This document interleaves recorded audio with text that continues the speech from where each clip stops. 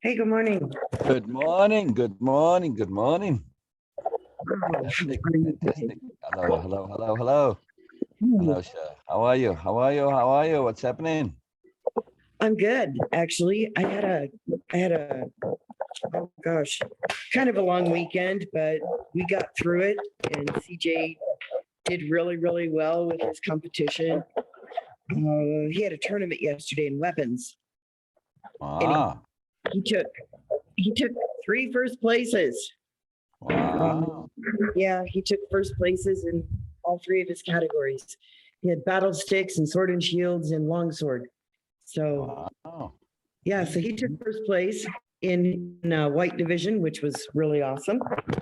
Um, yeah, so we were excited about that. And then this morning I was just going over notes all weekend long. I've been thinking about energy still, but more than Nice. energy. Yeah. So I actually had a good question, I hope anyways, for you this morning. Two of them.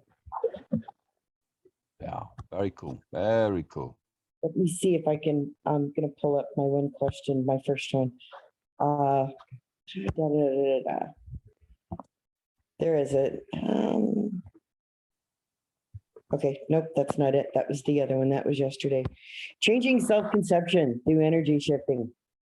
Um, so my question is why do we convince ourselves that we can absolutely not change our self-conception? Now, Because of the risk. well, I think I might know the answer, at least for me, conditioning. But even after we've resolved and worked through that conditioning, Yeah, I know that a couple of weeks ago, and I was looking for it in my notes, that we had that talk about it was perspective shifting, but at the same time, it was energy shaping. And so I was left really curious about that. Um, and it was when we were talking about shaping energy. So I came up with that question because I was writing, and it's like, I wrote that we have a choice to change what we don't like. And if we can't change it, then we can certainly shift our self-conception. yeah. And then I thought, well, why don't we? Why don't we? Instead, we insist on still Yes, comparing ourselves to others. yes, exactly. Yes, no, that's the question. Why don't you? So now ask it from that point of view. From the point of view of, okay, let's assume there are reasons. What could they possibly be? Okay, reasons for not shifting the self-conception, not changing it. Yeah. Um, And what was your starting perspective? What is the very first thing you said? that we have a choice to Before change. that, before that, you even said something. Very first thing you said when you came on. Well, that I had been focusing on my energy. So you're thinking Ah, okay, so lack of awareness. well, not lack of awareness. It's about energy. The new self-conception takes energy to implement. Yes. Oh, yes, it does. And I know that, There you go. and somehow it's tied in. See, this is where I'm going. Somehow I feel like it's tied into our emotions and those Yeah. interpretations of the emotions that we apply. That we're just convinced that whatever our mind tells us, say we get a feeling and our mind tells us, oh, well, that's a negative feeling, and then we just buy into that. So I don't know, maybe I'm making it harder than what it needs to be. Yeah. It's just effort that's required. That's all. And anytime, anything that requires effort, we're almost always reluctant to do something that requires effort, a real effort. Superficial effort. That's not the problem usually. But when it's sustained, real, longer-term effort, then this is it. Okay, We're reluctant. But there's more reasons than just that. I know. I was just thinking. Okay, so if I look at effort first, inherently I don't see myself as a lazy person. I get tired, but I already know what that tiredness is due to. There's several reasons that are contributing to it, Yeah. but I have the motivation, to get up, to move, to do things. Yeah, yeah. Um, is it because I kind of wonder, is it because we've just maybe, I was trying to think about myself. Were there times when I just gave up on the reward, just feeling like it was never Exactly. achievable? Exactly. Exactly. You don't believe it's viable. So Oh, that's the next thing that I wanted to say here. This is a very big deal. Yes, we don't do things because they like, it's too much hassle, right? Effort versus reward. We don't believe the effort is worth the reward. But that is sometimes because we don't accurately appraise both effort and reward. In other words, we think it's much more effort than it actually is, and we think the rewards are much less than they actually are. okay. So not an accurate appraisal of the effort. Okay. Or reward, both, both, Okay. both. It can be either, right? Okay. One or Yes. the other, or both together. This is Yes. a very big deal, right? So we think it's more effort than it is, or we don't think the rewards are going to be there. And when it comes to the rewards, this is difficult because new thing we don't really know. So, it's like, right? Who can really tell until you do it? And then with the effort, if you're a bit tired, at some point, everything seems like effort. Yeah. Yeah, it does. It can. It really can. I'll be the first to admit that when I'm extra tired, when I haven't slept well at night, or I found myself tired yesterday, and it's like, oh, it was a lot just to go and sit for 2.5 hours at a competition. And I was thinking to myself, God, I'm just sitting. Why can't I get up and move and stuff? Because it's not appropriate. You don't get up and move around during the tournaments. So, yeah, and I didn't want to just sit there, but I did, and there was reward for it. I got to see a lot of good performances. And, CJ won, so it was helpful to him. Yeah. Yeah, so I just really got to thinking about that. And then I thought, well, does any of this have to do with, not knowing how to shift perspective, not knowing about it? Or is it just unawareness, or does it come back to, like you said, that not an accurate appraisal of the effort or Yeah, reward? exactly. Exactly. Also, sometimes we can, never mind making an accurate appraisal, we can make things into more effort than what they need to be. Yeah. So Okay, changing self-conception really does fall into that category sometimes. It doesn't have to be a big deal. It doesn't have to be a big rigmarole to it. You can just kind of quietly do it. Say, okay, from now on, I'm going to be different, and leave it at that. It's just very simple, quiet, little, no big deal thing. okay, Do it in the least energy expenditure way possible. Simply state it as a fact and then say, well, that's how it is from now on. End of story. And if you find yourself thinking in the old way, say, oh, you know what? I changed, Sorry, that doesn't apply anymore. okay. Yeah. I think Much like if you changed your name, you would remind people that are in the habit of still calling you that to say, no, okay, it's not whatever anymore. It's this now. Yeah. yeah. Well, part of this started this morning thinking about it because I thought, wow, that was quite a carryover. There was a post that I read from somebody that I follow, and I thought, God, that was a bit of a huge contrast from this person doesn't believe that they believe anyways that the physicians and scientists, et cetera, have just led everybody astray when it comes to taking care of your body. In other words, like water, for example, he believes that it's faulty that we're told to drink at least a gallon of water a day. It's like, as long as you're hydrating, Who the hell says a gallon? Oh, that's real. That's out there. I mean, I'm not saying it's real. I'm saying it's out there. My doctors have even told me, Sher, you're supposed to be drinking at least a gallon of water a day. I can't freaking drink a gallon of water in a day. I can't. Sane. I can't. I just can't. And there are these people who do, and it's like, God, you're drowning yourself. This whole thing with this water deal it's quite absurd when you think it through a little bit. Yes. Said, dude, you know, think back in the day with our ancestors and how they worked, right? They didn't have plastic bottles, No. right? No. So you had to go to the well to drink for the most part. You know, you didn't really have things to contain your water in.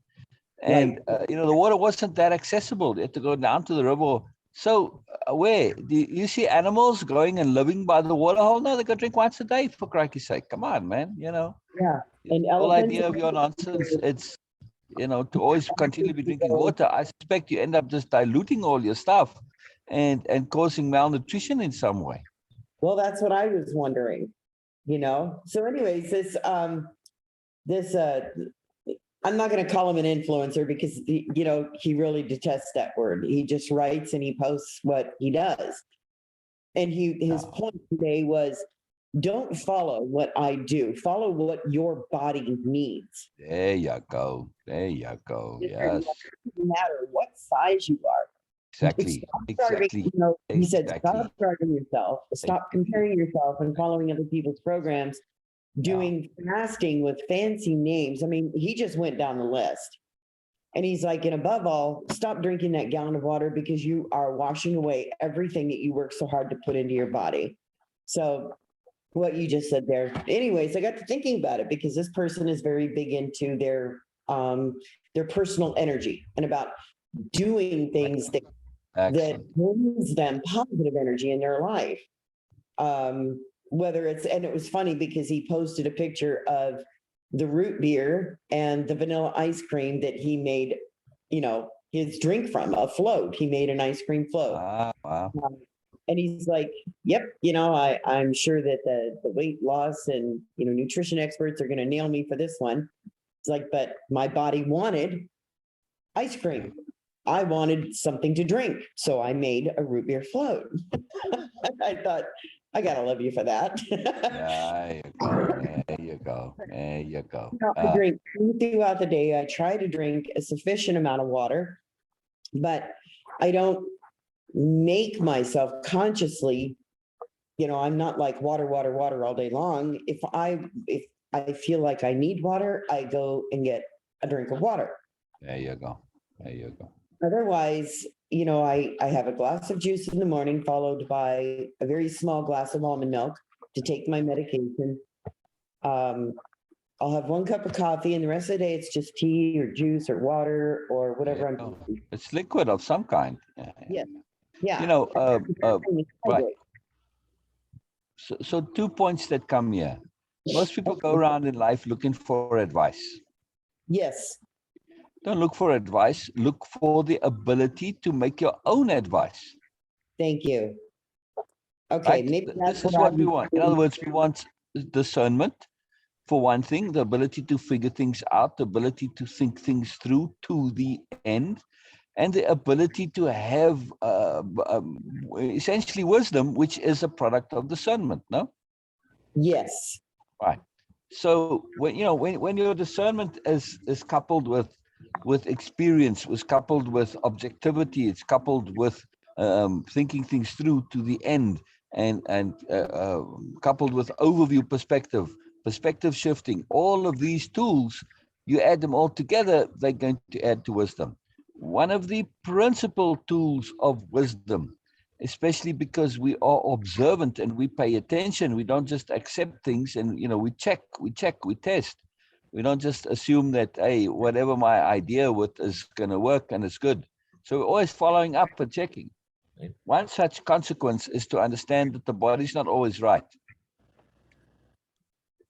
Yeah? Okay. So we have to be careful of listening to the body. The body can get it wrong. Okay. Yeah. The body and foolproof. The body's a bit of a knucklehead, right? It can be. Yeah. I know I get mixed messages. You know, there's sometimes I don't like my weight, but I don't know if that still is because I'm comparing myself to others and I think I should be like them. I intentionally use the word should, that I should be, I'm supposed to be that way, according to whom? Yeah. And that's where I get stuck, you know? Yeah. You may also not like it because when your body walks up the stairs, it says, you know, this is a lot of work. Well, yeah. It can And be. just generally about the house, you're moving about, you can't be as sprightly as you'd like to be, which is why I really, really recommended the swing dancing. Your body loves that. Yeah. And I'm assuming it's going to love it, really, you're going to really enjoy this. And in order to do that the way you'd like to do, you're going to have to shed some weight. That's it. Yeah. Mhm. So Yes. now it happens organically. I just saw a post in group earlier. Let's see. Basically, to get the body to work with you. Once you're fully convinced of the gain you'll get from an activity, your emotions will assist you in doing it. The key word is fully. Okay. What, you said that was in group? Yeah. That's all. There's a little more they wrote about it. That was just the meme part, right? But that's the key, though, is to get you to work with your body, but it needs to be fully convinced of the gain. So Okay. this is, that's the problem with the weight. You're not fully convinced there's a gain, No. right? And this is the other problem now. We have to Or, understand that we do know sometimes, but we're reluctant to accept the awful truth. And the awful truth is, yes, there's massive gain. There's no argument for it, except effort. That's the only argument against losing some weight, the effort involved. It's just not a fun business to do so. Yeah. no. So now we have to be very cautious. And this is where the magic and wonder and awesome of impeccability comes in. Because our ability to bullshit ourselves is fantastic. Yeah. So, we can make up all these wonderful logics and reasons and things, and it's all to just get out of the effort. Yeah. Okay. That And, can and be. you know, there is a legitimate, not making the effort is a legitimate reason. But here's the problem. The body is short term. The what? The body is typically short term. Yes. Doesn't have a long-term perspective. It's short-term. Yeah. Okay. So the body's now. That's it. It's about now, now, now, now. That's how it puts on weight in the first place, because of now, now, now focus. Yes. Yeah. Yeah. So we understand this and say, sorry, body, but you're not looking into the head, to the future. You may be okay with what it is now, right in this moment, because I'm sitting here. But the moment I go work up in those steps again, then you're going to say, no, not so much, not so good anymore, right? Right. So you see, you forget that, right? In that moment, yes, but longer term, no. So this is important to really pay attention to the body and say, yeah. Short term. Okay. So if the body is thinking short term and my mind is thinking long term, somehow or another, I've got to find balance between the two. Yeah, for energy, basically. I mean, I understand shaping energy. Exactly. It's just an Yeah. energy management deal. You're just carrying around. You're just doing a lot of extra work. I mean, you're doing twice the work that you would otherwise do, no? Yeah, it feels like it some days. Yeah. I mean, yes, you get accustomed to it, but that's the point. You've become accustomed to it. See, and that's the other thing. The body can get accustomed. The body can adapt, and that's one of its flaws. It can Oh, adapt to terrible things. Yeah. yeah, basically it's gotten comfortable. In other words, I've become comfortable, not Exactly. as much as I've accepted Exactly. it, but Exactly. And like the Pink Floyd song, you become comfortably numb. yeah, there we go. Yeah. Yep, That's that's why I really, really recommend the swing dancing. This is something that your body will enjoy beside you. Yes, but your body also. And once your body gets into something, hey, I want more of this, I want more of this, it's going to be really motivated. Yeah. yeah, And it's exercise too, so. yeah. No, the only trick is is trying to find a class or a group that does it for free. Oh, I'm sure you'll find. I'm sure you'll find. I'm trying. Locally, they want a whole lot of money for it. And then up in Houston, I won't go to Houston just because it's, for one, it's an hour away, but for two, driving up there is insane. Where you have to have a special driver's license, I think, just to be able to drive in Houston. It's crazy up there. So I'm still looking. And in the meantime, I just keep still stretching and doing yoga and I don't know, practicing, just trying. So Yeah. money is unfortunately sometimes can be a major determinant. Yeah. Yeah. Yeah. But, so So when it comes to change and the energy involved, exactly like money. now what's that? I say when we think of energy and money is same thing. Yeah. Okay. All right. So in the same way as you said, sometimes for me to do things, money is an issue to do it. Yes. Same thing with energy. Not having enough energy. Exactly. Okay. Or, I mean, technically you have enough money to do it, but you got to take it away from other places where you need it. Yeah. Yeah. Well, technically, yeah, I do have the money, but it would mean not paying my rent. Exactly. So, that's the same thing with other things. Yeah. But again, see, with energy, though, we have to be very cautious.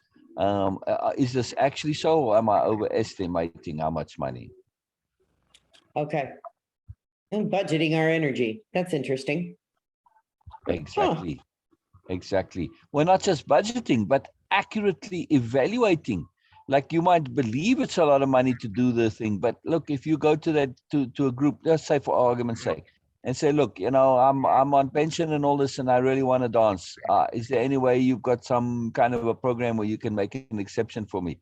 Or maybe they say, well, sure, we have a program like that. We just do charity, whatever, pro bono. I don't know. You know what I Okay. mean? It's just a question of asking. It's a question of belief. Yeah. Say, sure, why not? Or you could say, look, I could volunteer, could help set up the chairs, or God knows what, or I don't know, some Yeah. other. But just can you help somebody out? I'm really motivated. I'm really keen. This is whatever. Okay. I'm just saying, just try something different for a change. It's different ways to spend energy and money. Yeah. Okay. Nope. I understand. Basically, if I want it bad enough, I'll find a way to get it. Yeah. So Okay. there's a flexibility involved. Yeah. Okay. When it comes to money and energy as well. And like I said, like with changing the self-image, we can change it without it taking a lot of energy. Okay. Now, self-image is different than self-conception because conception involves Both. Yeah. Self-conception is more powerful than self-image, but yeah, to change right. both. Yeah. I mean, when I think of changing my self-image, I think of cutting my hair or coloring it. Yeah. Doing stuff that I don't. Yeah. Those But I said self-image just subconsciously, I guess. But yeah, I meant self-conception. But self-image here does apply because you see sometimes people change their self-image and they don't even think that they sort of bothering with, whatever. I couldn't be bothered. It's like, I was just lazy to comb my hair every day. It was long hair. I cut it off. Right. So they are changing the image, but they're not doing it because they want to change the image. They're doing this was a hassle. Right. And it's like nothing for them, so it doesn't have to involve a lot of effort. For other people, oh my God, you change the self-image is the end of the world, and it takes all this thinking and planning and plotting and consideration. I'm just trying to say when it comes to energy, much like money, it's not always required that we spend it, and there are other ways of doing things. right. Okay. Yeah. Okay. Yeah. No, I mean, if nothing else, I mean, who knows? There may be online swing dancing now in, COVID era times. Okay. It's not quite exactly the same, but you never know. You put it on and people are dancing. They play the song and you dance with yourself. I mean, yeah, swing dancing is a collaborative business, but still, I don't know. You could try that too. Yeah. Yeah. No, absolutely. There's I have a DVD. Actually, it's a double set. But anyways, there's a particular dancer, and she put out a DVD several years ago, and she still runs the program. And it's basically dancing to lose weight. And there's no specific moves. She just does a few There you special go. There you exercises. go. But There you go. I There you have that go. one, and Yeah. God, I really loved it when I was doing it, and now I just There you honestly, go. I probably just need to make myself do that again. You There know, you go. telling Now, myself, right, it's- right. But see, I wasn't recommending swing dancing to lose weight. right. Yeah. It was for I was energy. recommending it to connect to your physical inner body joy. That was it.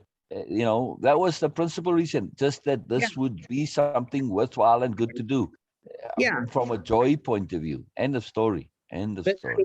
that's a big difference because Oh, yeah. Oh, yeah. Oh, yeah. when I was dancing with that DVD, I was doing it to lose weight, and I wasn't finding a whole lot of enjoyment in it. It was all work. It was like, oh God, you know, I have to do this, kind of like dieting. But putting it in that perspective right there, Yeah. connecting to the inner body joy, Yeah. that makes it different. So that's Exactly. Do it for the joy. Do it for the joy. Because when you say, oh, it's weight, that now it's associated with effort. So practice association management. Association management is huge. Yeah. You Okay. don't want to have this stuff associated with anything other than joy. You're doing it because it gives you joy. End of story. Yes. Are there side benefits? Yes, of course. Yeah. Right. But that's just the side benefit. It's not the main reason. Kind of like making my basket.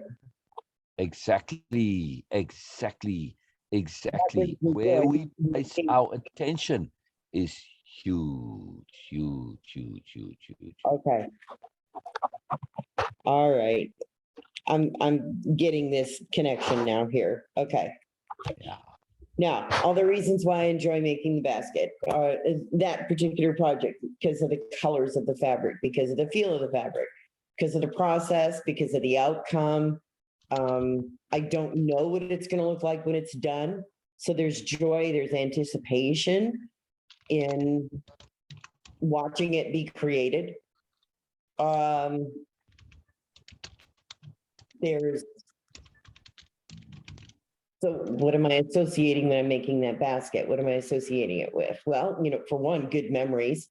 oh, Comforting. And I'm making it, you know, not for anything in specific. There's no pressure, there's no time involved. It's a project that I can pick up and do, just like my crochet or any of my cross stitch, any of those fiber arts. I do it because I enjoy it. exactly. It's creativity. It's creativity. It's just being creative. It's artistic. There's no logic to it. It's just something that we enjoy. End of story. Well, and it was the same like when I was drawing that picture of me, of my self-image. I'm trying to remember, yes, I found some joy in that. Joy in choosing the colors and in discovering that, yep, you know, I could still draw a little bit. That was my first attempt after many, many, many years. Wow, I loved your drawings, by the way. I hope to see more. I thought both of those were spectacular. And I'm paying attention. It's not like I'm not just looking at drawing in a sort of isolated thing. It's like, oh, you know, no, I'm paying attention to people doing drawings every day, looking at like in the art group, right? And of course, with all the art selection I do. So I'm really paying attention. Yes, it's not a casual thing that I'm saying. Yeah. Those are really awesome. Both of those. This is fantastic. You By the way, know, your spirit drawing, the other one, right? Yeah. You're aware of the androgynous nature of that inner self that you're talking about there, yes? Yeah. Yes. Fascinating. Fascinating to me. And now I promise you this: if you try and draw an androgynous figure, I don't think you're going to have quite such an easy time of it as that one came out. And I think you're probably right, but here's something that's interesting. Years ago, in one of my college courses, we were doing some writing about our self-conception. Oh, And we also had to include our image of self. Well, I chose, but we had to use words. And so I chose androgynous. Wow. To describe myself was androgynous. And Wow. that was what the instructor said too. Like, why? Wow. Wow. No, the reason I'm going wow is because that is a very sophisticated, evolved self-conception. Yeah, I believed so, and I still see myself as that. Brilliant. Brilliant. I keep doing it. Same Yeah. here. I refuse to identify as man or anything. Ah, sorry, over that. Yes, my body may be male, but that's my body. But seeing my emotions, my Yeah. thoughts, I mean, I don't like it when people keep saying, Sherry, you need more of your feminine. It's like, why? Why do I need to be? It's because to me, that feels off balance. I feel more comfortable when I'm in the middle, when I can express and use both my masculine energy as well as the feminine.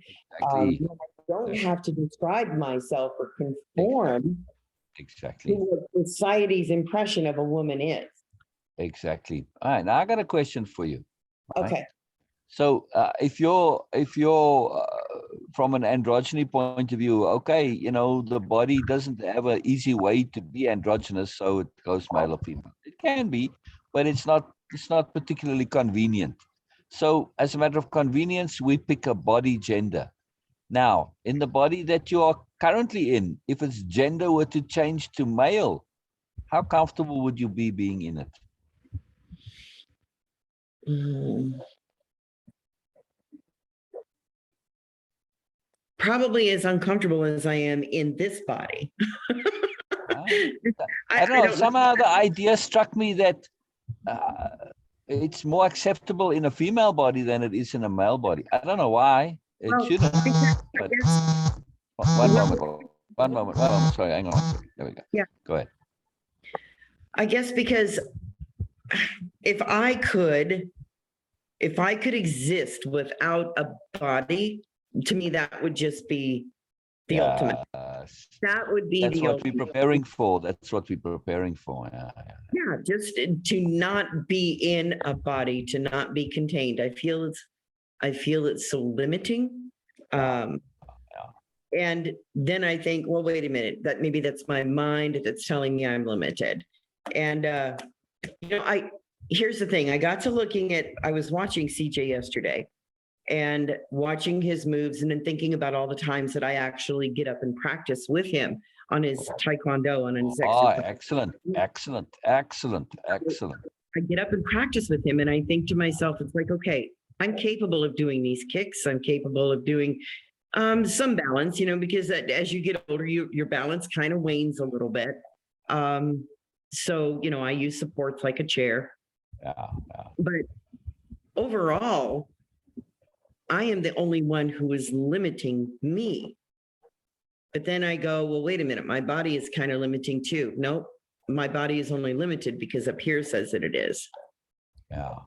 So I tell myself I can do all of these things that I want to do. I'm the only one who's limiting me. But then I think, on the other hand, I go, all right, what's really practical here, Sherry? Could you really walk a full 10 miles? Well, if I had to, I would. If I had to, I would. And I've proven that to myself time and time again. I am capable of doing whatever it is I have to do. So I think it comes down partly for me to appear. I'm the one who limits myself all the time with my writing, with my drawing. I was telling myself all those years, I listened to that person who said I couldn't draw. So I told myself, nope, can't do it. Yeah, which is and absolute crap. Who Yeah. the fuck is this idiot person anyway? It was a teacher. It was What an a, idiot. it was an art teacher. I'm not kidding. And then that same art teacher, when we were doing paper mache and clay and stuff like that, again, I've had a lot of crappy teachers tell me a lot of crappy things.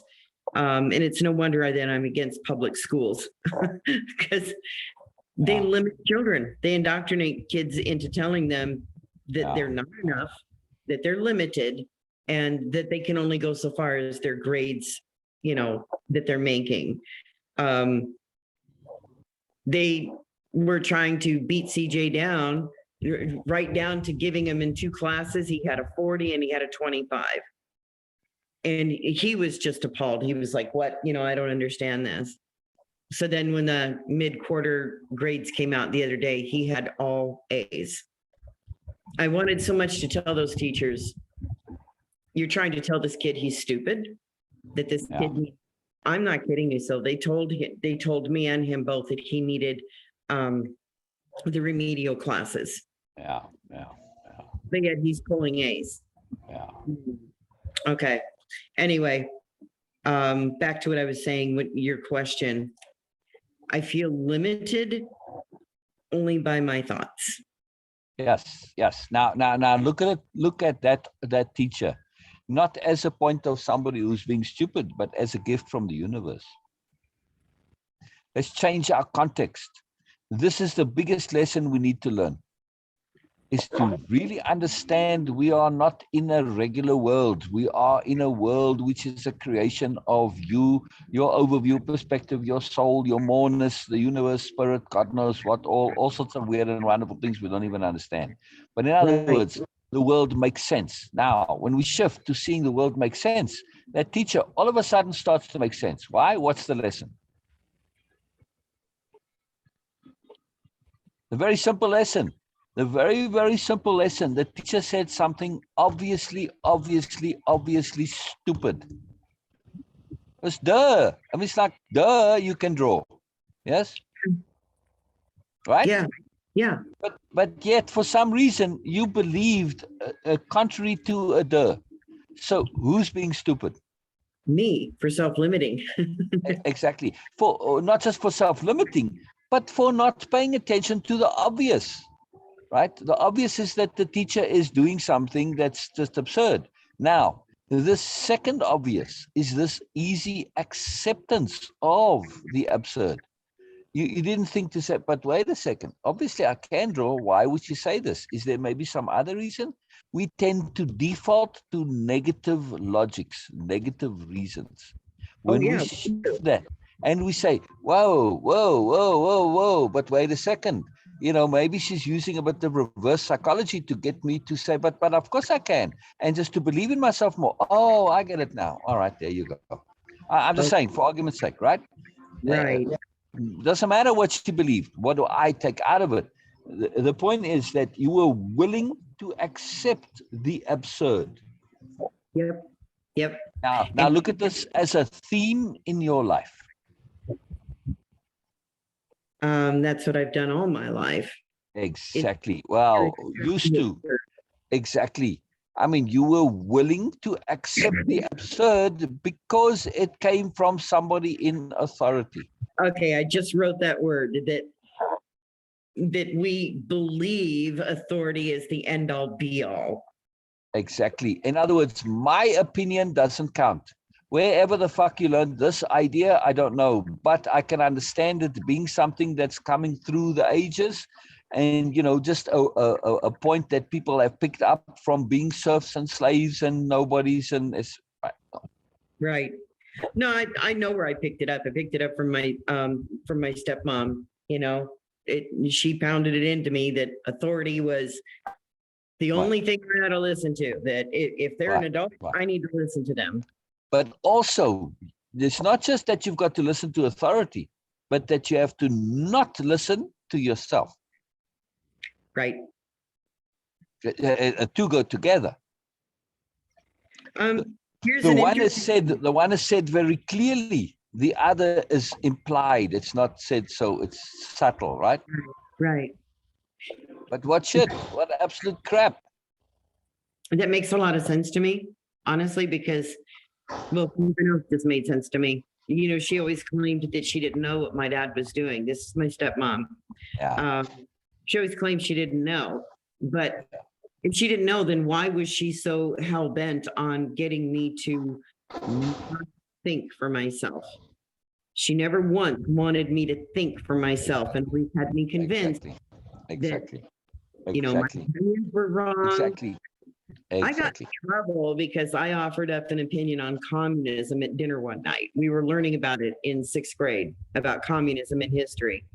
And I Wow. said, there's some aspects of communism. I didn't say aspects. I said, but there's some parts of communism that seem to make a little bit of sense. Yeah. Oh my God, Sil. I got End of the world, end of the world. But yeah, see now in your stepmom's case, she may have been projecting onto you what precisely she was making every effort to do in herself. She Yeah. knew something was funny, but she didn't want to know. So she didn't, so she suppressed all of her own thoughts and thinking that's coming up, right? Mhm. So yes, she can claim that she doesn't know, but you didn't know directly, maybe. You don't have clear evidence and proof because you didn't want to know. So you're responsible for not making an effort to find out more. You Yeah. knew there was more to find out. So you're still responsible. No matter how you want to cut it, girl, you're still responsible. You know, it's just a way to bullshit the technicalities to say, I didn't have direct evidence. I didn't know. Okay, she's not saying direct evidence. She's saying, well, I didn't know. You know, that's a fudge. You didn't want to know. Yeah. So you cut it off. And you could easily have known, but you didn't want to. So that's responsibility right there. Yeah. Yep. Yeah. You Yep. knew shit was going on in some way. What shit exactly, maybe you don't know, but you knew shit was going on.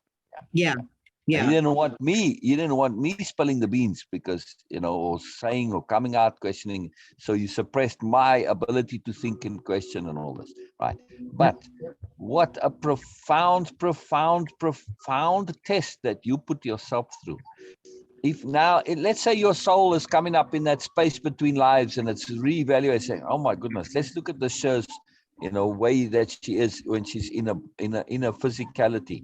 So, man, this is a poor habit here. We got to get rid of this shit of not, maybe it's not as extreme as this, but this is a continual perpetual thing. We got to break this pattern. We got to break this pattern. So we're going to put the most pressure we can on Sher to force this pattern to break. All right, let's do it. Let's do it. Let's do it. Yeah. And it's been breaking. I mean, right. So let's imagine we're in a matrix type situation, right? Okay. Where actually you and I are in a virtual game center, and we're lying on the benches over there, or sitting back in the recliner with the headset on, right? And we've agreed to play a game. Now, in a virtual game like this, right? Because this is now higher tech psychology. So, technology. They plug it in. You've got a port, and it plugs directly into your brain. So the perception of time can be altered. So we agreed to play a game that feels like a lifetime. Meanwhile, it's only going to take a couple of hours. Okay. Right? So the perception of time has changed. Would you agree to play this kind of a game for the purposes of, say, beforehand, right? Okay, let's assume right now we're going to go and do this. I say, sure, we're going to do this. I'm going to bring all the stuff to you. We're going to do this. Okay. And he said, yes, but seriously, it's going to feel like a whole fucking lifetime. Yeah, it's going to feel like a lifetime. But what are the benefits? The benefits are, you were exactly talking about how to change habit. The benefits are, through a lifetime, you are going to force yourself to change the habit because you're going to become aware at some point, oh my God, I'm doing this stuff. And that pressure of a whole lifetime of this is going to put such a weight on your subconscious to say, fuck, I got to change this. Fuck, I got to change this. I don't want to be next time. Hell no, whatever. Or even this time, I got to change it. So when you look at this life in that context, it now makes total sense. Yes? Absolutely, it does. Okay. So then that's when we can use, just imagining this, that's when we can use all these things like association management, perspective shifting, energy management. One concept, one. Let's keep it simple. Okay. You started the Zoom session with that. Yes, it's energy management, but the secondary one is, you said about self-conception. Yes? Yes, conception. Now, exactly. So all of those things, it's not like they aren't valuable. They are, right? Right. But every single one of the things that you mentioned, if you change your self-conception, all of the rest come along with it. That's true. Yeah, they do. So they do. It's an overview that contains all of this. With an appropriate self-conception, are you going to be wasteful with your energy? No. No. Your body image, does that go along with an appropriate self-conception? Yes. You see, exactly. You have a crappy self-conception, you have a body image that goes along with it. God, I thought I had changed my self-conception though. Yeah. Oh, So we can change it. We can change it, but to apply it is a different thing. yeah. So I'm just wondering. You gotta live that self-conception.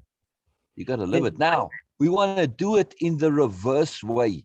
You want to change your self-conception and say, yes, I understand habit.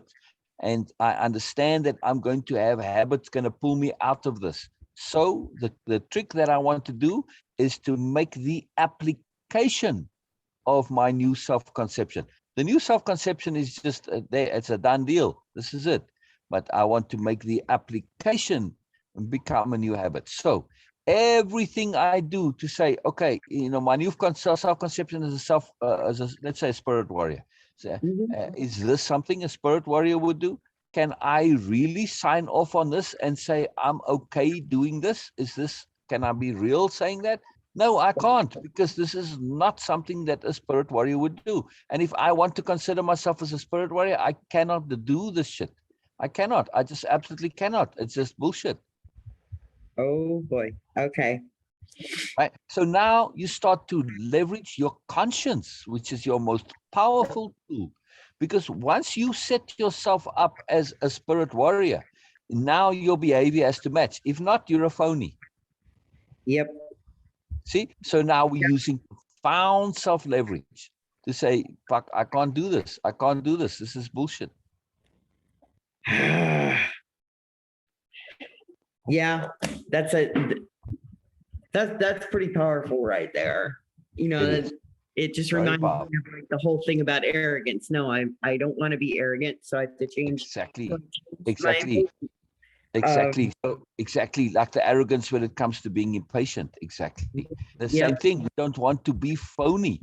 I cannot be false and phony. I've got to be real. Yep. So being real is admitting the times when I don't want to get up and do something is just because, Sherry's being lazy. Yep.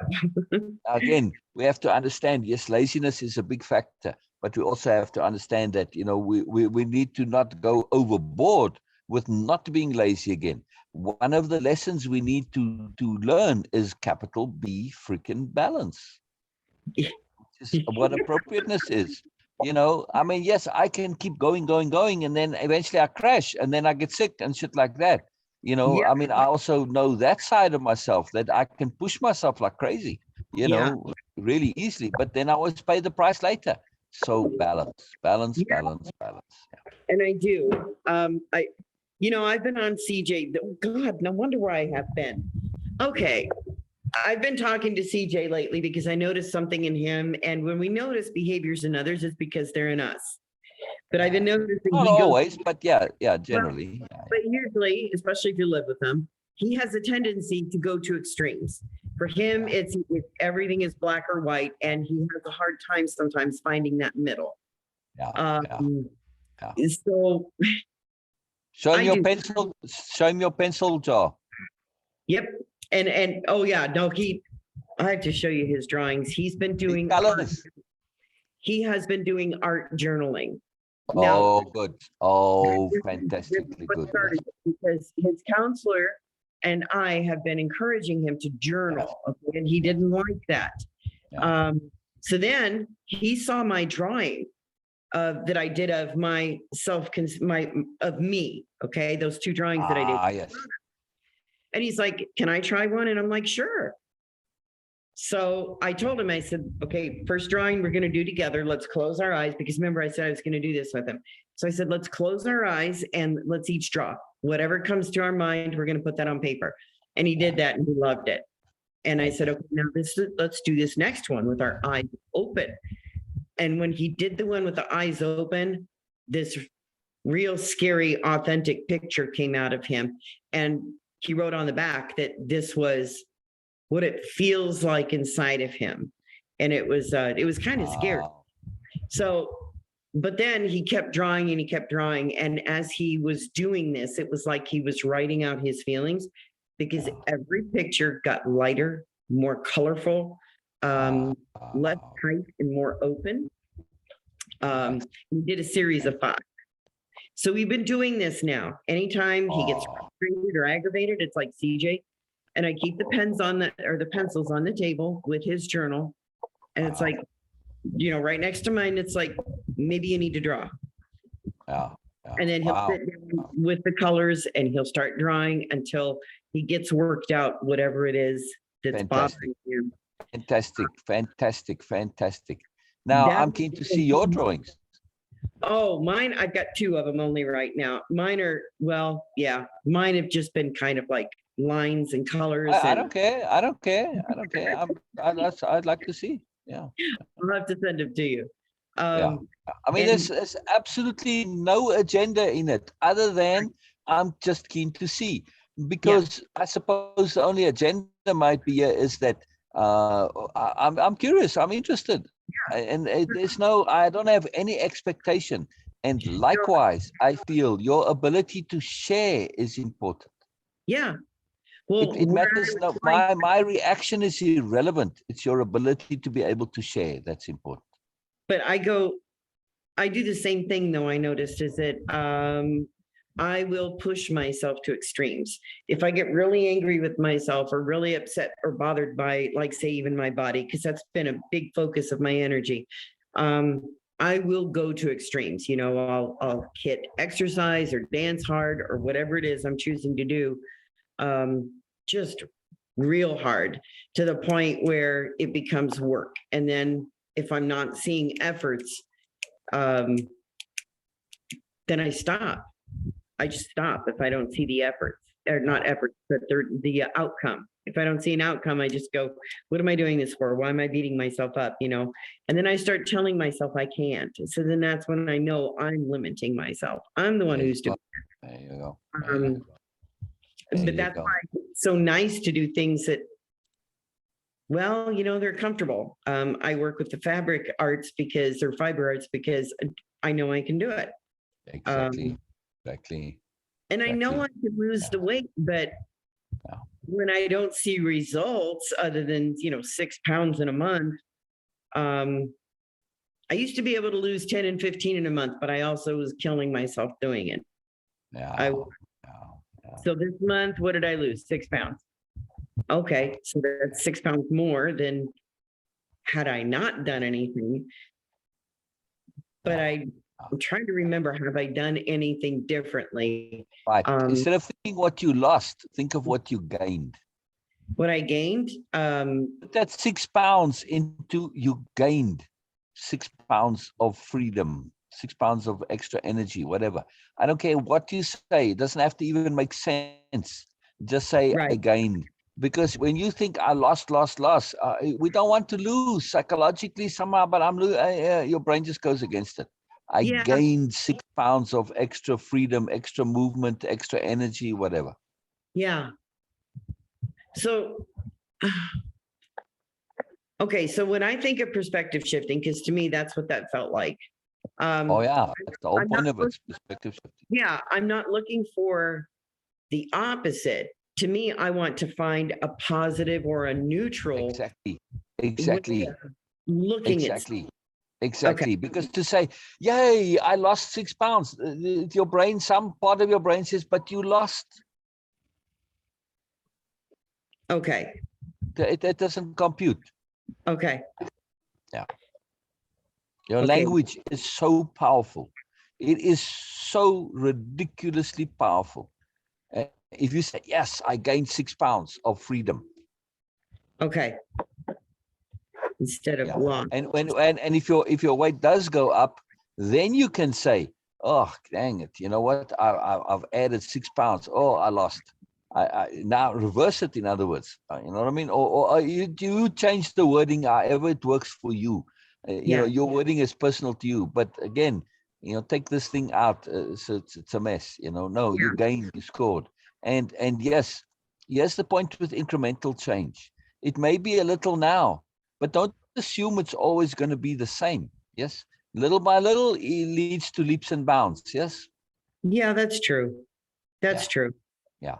And the other thing is, right, when you're saying, wow, really, I did gain 6 pounds of freedom. Ah, cool. Now make the connection to say I did, which means I can, which means I will. Okay, hold on. Go from, Which you're going to focus on what you did do. I did gain. I did shift. I did make this movement, right? Which there you means I go. can, which means I can. It's Okay, not difficult. It's not impossible. It is doable, right? And okay, since I have done it in the past, means I can do it, means I will be able to do it. okay, You want to connect the past with the present, with the future. Yes? I have, I can, I will. Write those three down. okay. I have, exclamation mark. I can, exclamation mark. I will, exclamation mark.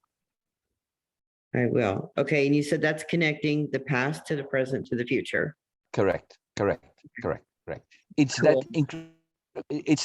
that connectivity is important because the brain doesn't automatically do that. At least some part. I'm talking about the inner bureaucrats. They're bureaucrats. What the hell? They don't think ahead.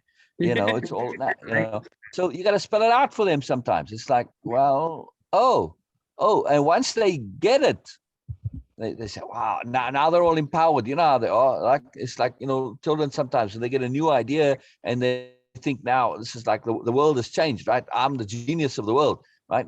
It's a no idea, but to them it's like revolutionary. Well, we've got that part in our brain still. And this is huge. This is huge because they need that proof. And so now when you say, oh, you will, and they say, yeah, but how do you know? Or based on what? Where does this come from? You say, well, because you did already. How does that work? Well, if you have changed, that means you can, right? And they say, well, yeah.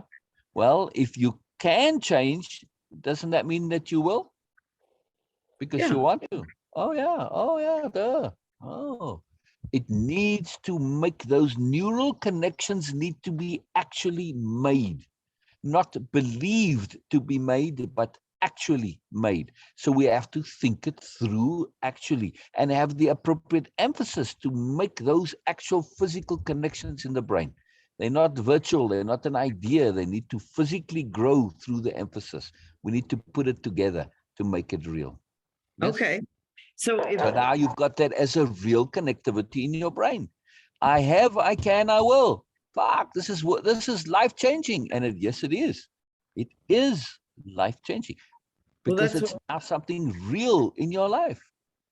Yeah. Well, that breaks limited thinking. Exactly. Okay. Exactly. Putting a great big square around that statement, breaking limited thinking, because doing that,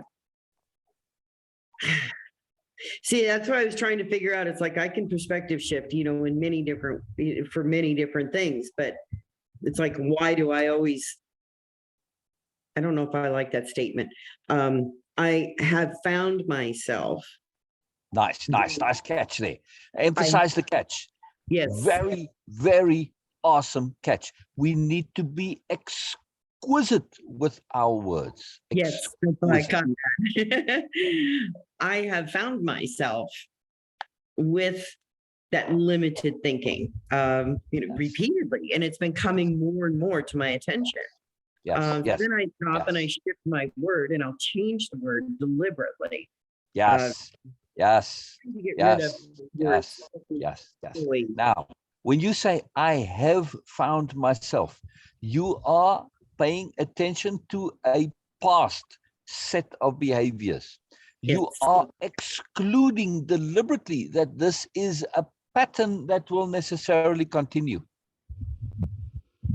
I have found myself in the past.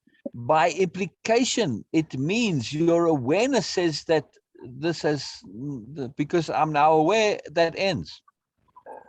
This simple act of awareness to say, but I have found myself and I'm doing stupid stuff. Do I want to do stupid stuff? No. Therefore, it ends. End of story. Very Oh simple. my Simple, gosh, right? that Very right simple. there breaks the limited thinking. Yes, awareness is self-curative when appropriately applied. Yep, that's true. That is true, true, true. Wait, Yeah. I love that statement. Awareness is self-curative. When appropriately applied. Yes. Yes. Again, we need to emphasize it and go through it fully, think it out, say it out, draw it out. Why is this important? Because of emphasis and because of making the actual, building the new, literal, physical, neural connections in the brain. Yes, Yes. yes, Yes. yes, There's your brain behind us, by the way. yes. I agree. All right. So on the drawings, yes, continue doing the drawings with CJ, but do the same thing for yourself. Particularly, I would recommend when you after the sessions and you're tidying up your notes, draw the session. Oh, okay, okay. Yeah. More specifically, draw the change. Yeah. So draw Okay. yourself, draw some very, it may not be yourself, draw your brain, your soul, your energy, your mood, your vibe, whatever. Draw the new thing that you've shifted into, draw it. In other words, you're making the changes real. See what I mean? However, Yeah, it may be completely abstract. You may be drawing something like this behind me, as this is now me. Yeah, I don't care. But what it is, and next week you draw the same thing, but slightly different pattern. It's yeah, changed. Somebody looking at say, well, I don't see any difference, but you've just taking the difference and you're making it real in the drawing, right? yeah, yeah. It makes no difference. You can conceive of that thing in any way, shape, or form you like. Makes no damn difference. The point is to draw it, making it real in your brain. It's real. Okay. Let me see the energy. I'm calling those energy drawings, by the way. Absolutely. Absolutely. That's what they are. They are energy drawings. So as a secondary practice, you are practicing perceiving, conceiving energy. Yes, absolutely. Absolutely. Now, try and draw these shifts in yourself as if you were viewing yourself from let's say, I don't know, a spiritual being perspective that Okay. perceives everything in energy, right? Now, what I'm keen for you to do is to engage your memory. Okay. It makes no sense. It makes no sense. Mm, But yeah. I don't remember seeing. I don't. You don't remember remembering. Yes, you don't remember. You don't have an experience of it. Just because you don't remember doesn't mean you didn't have it. Okay. Right. That's I interesting. mean, do you remember that time you stubbed your toe when you were in 6th grade? No. But you did. I probably stubbed your toe when you're in 6th grade. I'm assuming, right? My Oh, point I'm is just sure. because, right. Well, for whatever sake, I'm just saying. I mean, I could have picked something else. I don't know, something that Did you remember that toast you ate in 6th grade? No. Does it mean you didn't eat toast in 6th grade? Yeah, you ate toast in 6th grade. See what I'm saying? So Yeah. just because we don't remember it doesn't mean it didn't happen. Now you say, yeah, but I don't even remember one incident. At least I remember some incidents of eating toast. Just because you don't even remember one doesn't mean it exists either. I know people who don't remember any dreams ever, and they swear I don't ever dream. But we can prove they do. So in the same way, we perceive the energy, we just don't remember. Yes, because it's Yeah. just not part of our lives. We're just not trained that way. And Mm, that's part of the logic here, is to bring up this ability we already have to perceive energy. It's just dormant. It's just dormant, or unaccessed rather than dormant. The ability is probably just going on all the time. We're just not accessing it. So then so when I, multiple reasons going on here. yeah, and I'm also seeing another added benefit, or an added benefit would be going back to the question you asked earlier about androgyny. How do I see myself, and would I see myself any differently if I were in a male body, or Yeah, feel differently? yeah, So yeah, yeah. to me, Would your body, the body you have now, Let me ask it in another way. Would it be as acceptable to you in a male body? Somehow, I think not. Somehow, No, no. no. Somehow, somehow as a woman to be big is more acceptable than as a man like that. Yeah. In a woman, it's strength. In a man, it's weakness. Yeah, you're right. Like, That's- how fucked that's up our is that? perception. Yeah, that's our perception. Yeah, You what know, bullshit, yeah. Yeah. But again, according to who is it strength in a woman? See, that's the thing. According to society, and the what do you call it? The majority of the population. Yeah, I just think it's certain women have pushed that image to justify what they have. Yeah. I was looking for at the next video. Ella Fitzgerald is in our current era very responsible, by the way. Okay, what was that? Ella Fitzgerald, the singer. Uh-huh. She was way overweight. Yeah. And she's RESPCT, right? Yeah. Oh, See Aretha the Franklin. association? See the association? Yeah. There's a young girl who does she does yoga videos on YouTube. I'm figuring she's young. She looks to be in her 30s, but she is more overweight than I am. And wow, this young girl is doing yoga online, and she has, oh my gosh, I don't know, 100,000 some odd followers, people who follow and practice the moves that she's doing. She's actually doing things like standing on her head with her weight. Wow.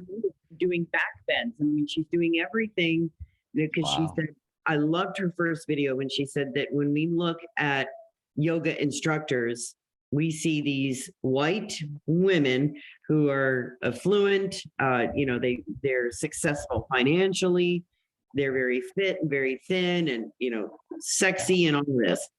And she said, unfortunately, they don't include in their population, the various different body styles, shapes, sizes, etc., including anybody who's elderly and overweight or anybody who is young and overweight. They just don't include anybody who's overweight.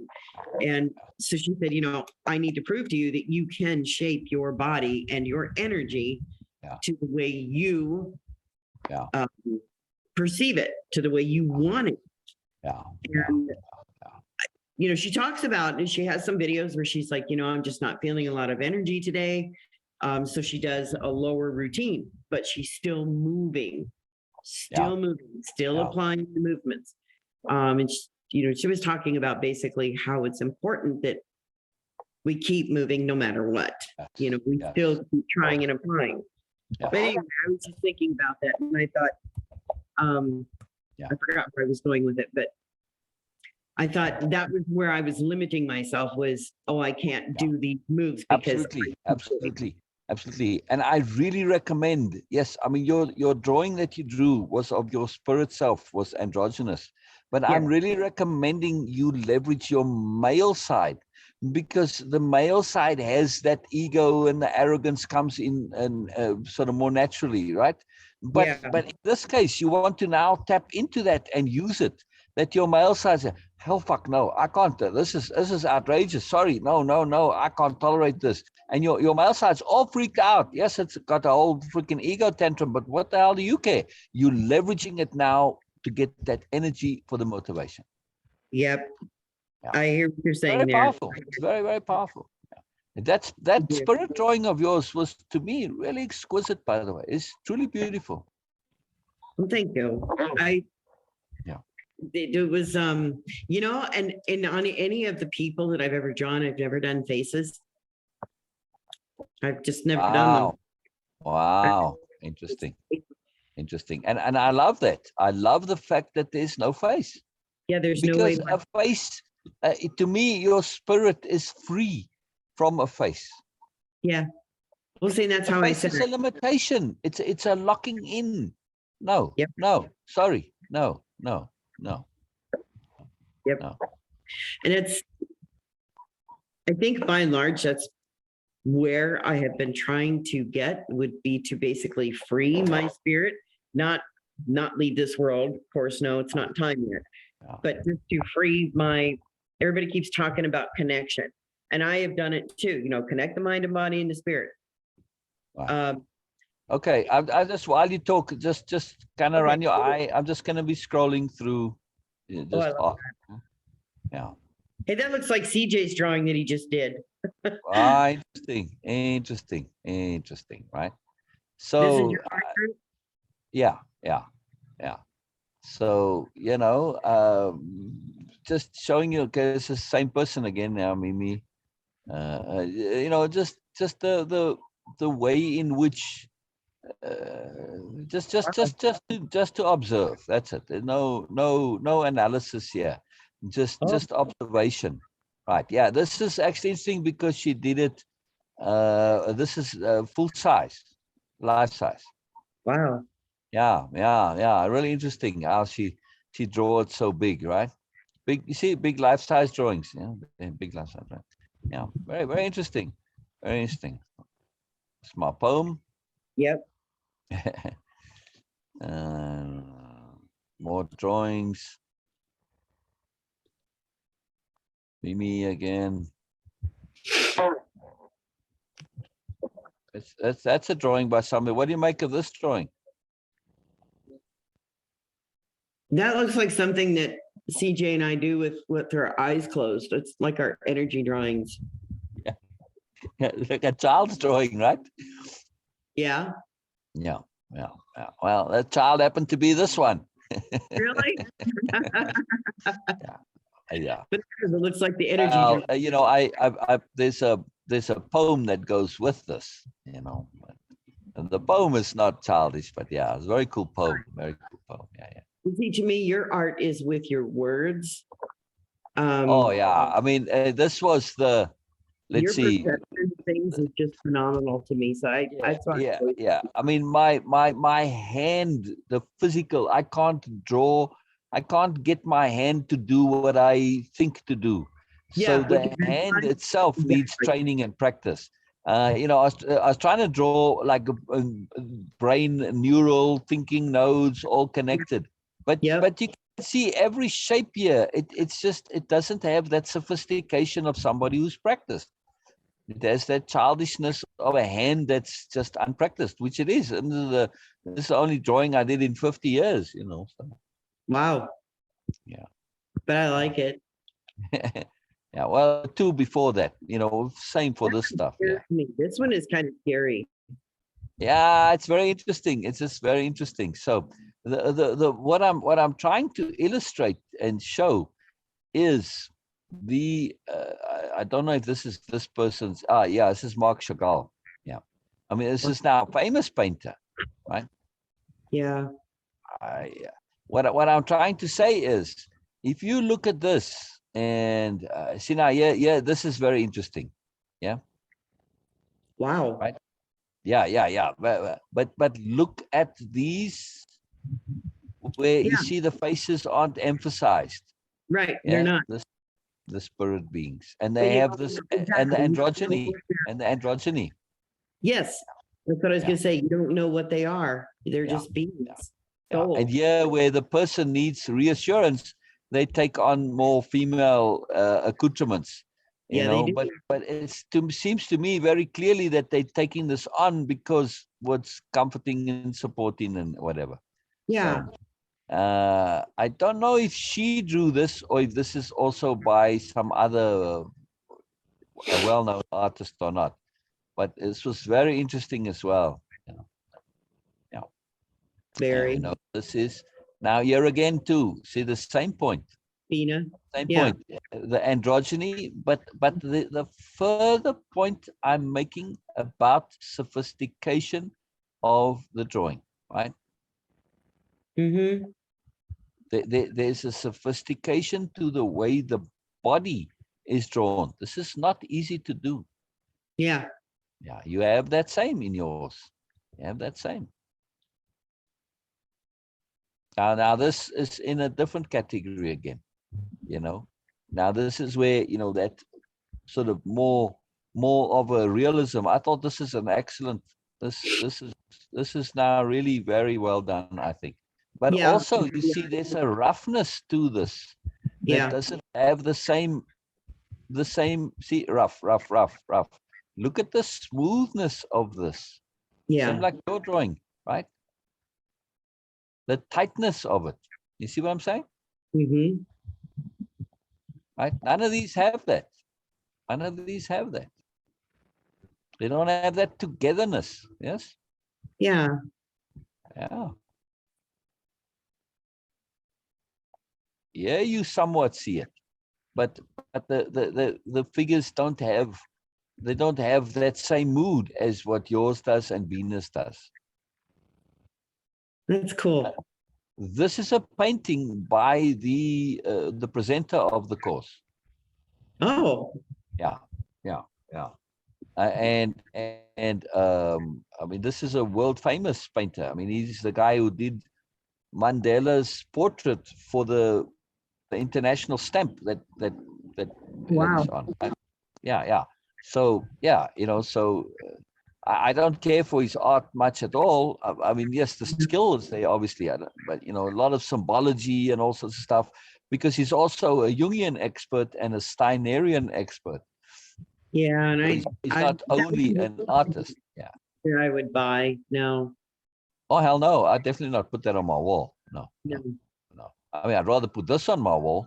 Yeah, I would. That is Yeah. somewhere. Right. And I tell you what, I mean, this painting of Venus, I wouldn't really put this on my wall. But other one I would.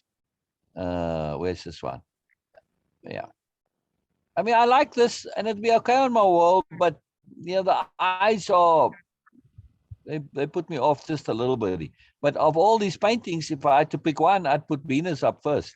You know, Yeah. maybe something abstract like this, you know. But, you know, is this Mimi again? Yeah, it's Mimi again. Yeah. It's scary. But this I definitely would not put on. This would be, yeah, okay, maybe I'll consider putting that up. Maybe. Interesting, yeah. No. What I'm trying to say is, I think Mimi might even teach art as well, I think. You know, I mean, she has the physical skills. But what I'm trying to say is I'm trying to give you some perspective and appreciation for your own art skill. Yeah, see, and that's something that I do need to do is appreciate it. I'm aware of that. Because when I look at it, I just think, wow, you know, that's like so elementary. I have this perception in my head that no matter what I do, it needs to be just so. It needs to be, you know, acceptable. This is very nice. This is something I might put on my wall. Yeah, I like that one. Yeah. That one's cool. Yeah. I guess. Yeah. Again, see how little is cool. Okay, here's a close-up Vincent van Gogh to show. It's a very, very close-up of the self-portrait by Vincent van Gogh. That's cool. That is. I feel that he partially perceived energy. Yeah. You know? Yeah. And when you look at, like when he skies and all that, you see that this guy's seeing energy in some way. So yeah. Well, that's pretty. This one? The go back up one, the one with the feather. Yeah. I want to show you something else. I want to show you something else. Hold on. I'll come back in a second. I just want to, it's just obscuring my view here, so I can't type what I need to type. The picture behind you that reminds me of a mandala. I love drawing those. They're just random shapes and mandala. Okay, sorry. Mandela is the president, not mandala. Correct. Excuse me. Okay. So I'm going to share screen in a moment, and then I'm going to. This is an art site, and I want you to. I'm going to scroll fairly quickly, and if you see something you like, you just say stop, right? Because I'm keen for you to get, you know, focus on the images. I want to get an overall impression is what I'm after here. Yes. Okay. Right. And then if you see something you like, then say stop. Okay. Okay. Go back, you know. Okay. All right. Remove this. I can't scroll too fast because then it gets blurry. So I'm just jumping my eye 1, 1, 1, you know.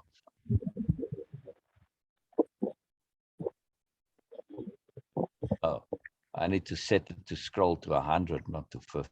Okay, I'll set that in a moment.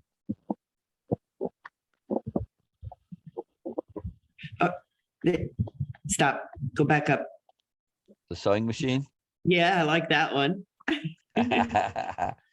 Interesting, interesting. I'll draw your own sewing machine. There you go.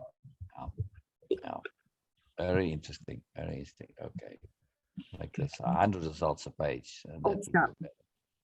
There was a, yeah, it's just, I can't, I don't know where it is. We have to scroll through it all. I'll change the number of things it shows per page. So it was just resetting, you know what I mean? I wasn't actually scrolling. So I think we may be starting all over again. Yeah, now we'll see.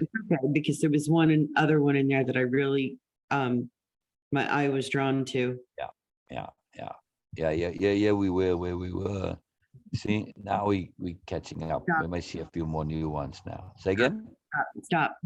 That green. Yeah, this one. Yeah, Yeah, it looks like bamboo. yeah, Or is I it- don't know. I have no idea. No idea. Okay. Let's keep going a bit more. Yeah, I like that one too, by the way. These are amazing. In more ways than one. Yes. Some are kind of scary, but Yes. Yeah, that's what I said. In more ways than one. I mean, some are amazing because they're just amazingly terrible, if you ask me.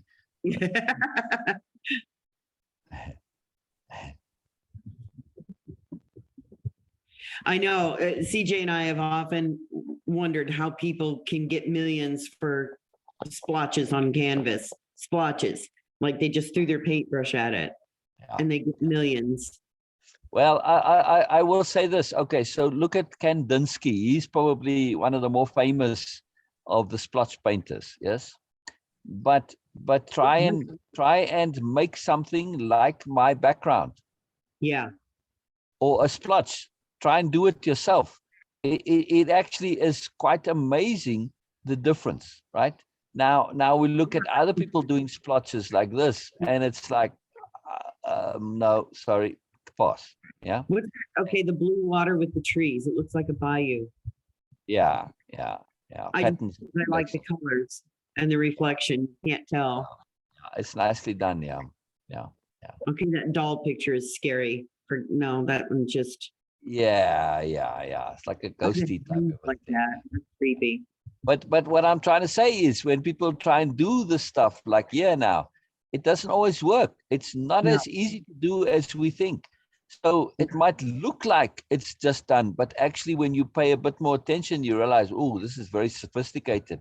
And every single part of that is very deliberate. And, you know, even though it might be randomly done, there's an art to it. There's a great art to it. Because when you look at, like I said, you know, failed attempts, you know, they don't really work. There was in my opinion, failed attempts. The artist here doesn't think it's failed attempts. Say again. I like that one above the one that you just pointed at.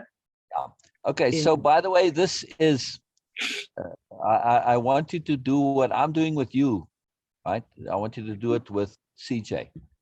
Okay. I'll explain why. I'm going to show you in a moment.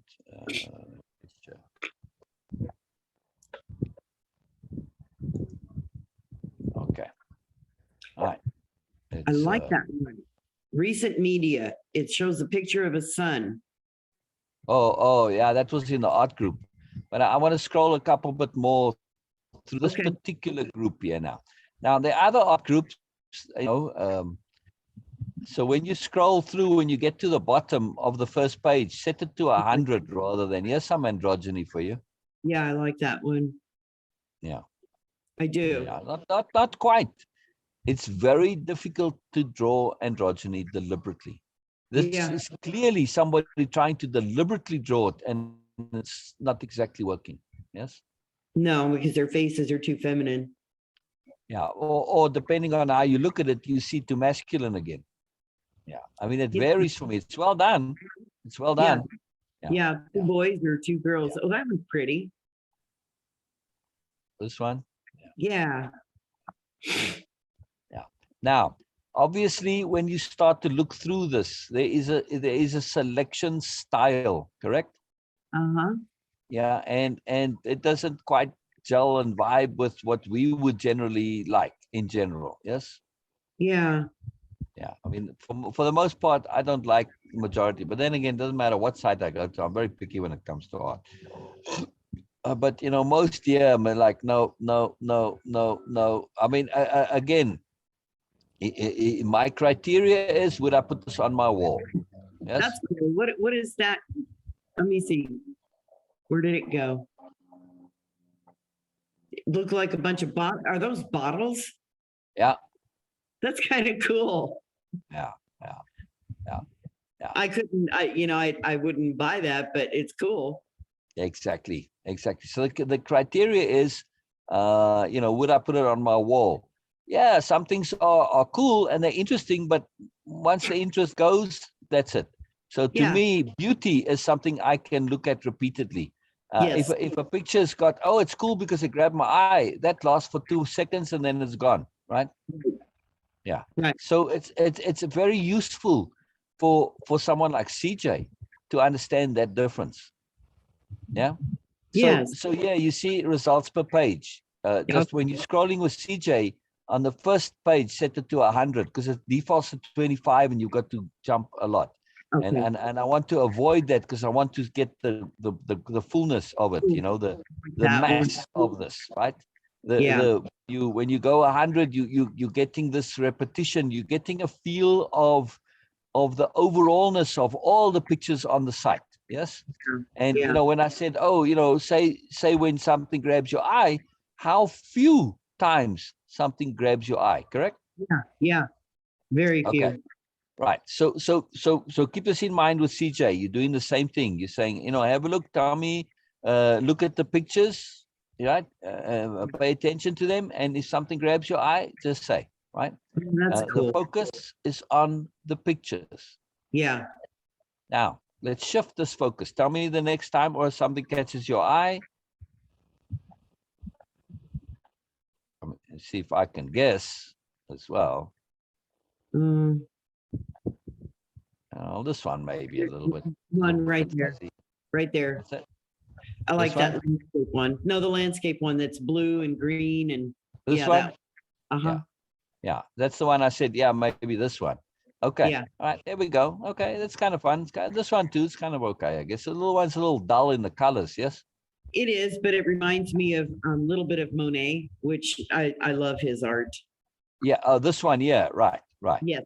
Right. But I mean, the smaller one. Yeah, the colors are a little too dull to make it nice. If the colors were a little bit more fresh, they're a little bit depressing, right? So now the point is when you start to look at why you like it, why you don't like it, too messy, too whatever, mindless, way out of focus, too fuzzy, completely like, no, sorry, again, no point to it, no focus. It's like, wow, whatever, whatever. Like, well, okay, this seems a bit amateurish, right? Hey, scroll down right there, the pink flowers. The pink flowers, interesting. And I like that girl next to her. Yeah, both are kind of nice, right? So now you start to see what you like, what you appreciate, and what you consider to be good or not good, right? In terms of art, yes? Yeah. Yeah. Right. So I don't know why, but yeah, I don't know why he gets such a very triangular, sharp face, Yeah. Yeah. Interesting. Yeah, very interesting. All right. So now, after doing this, and then you go with the same path that we're taking, you're paying attention to why you like and why you don't like. Yes? Okay. Too messy, too fuzzy, too out of focus, too vague, too pointless, too, it's like, I don't know, what the hell, why? Yeah. Do any of these artists, when they post their stuff, do they put up what their own interpretation is? Because I don't. Not that I'm aware of, but now comes the something else that I want to show you, right? My agenda here is about Sher appreciating Sher. Do you Oh. already appreciate your skill of drawing much Yeah. better? Yes. Okay. Yes. Now,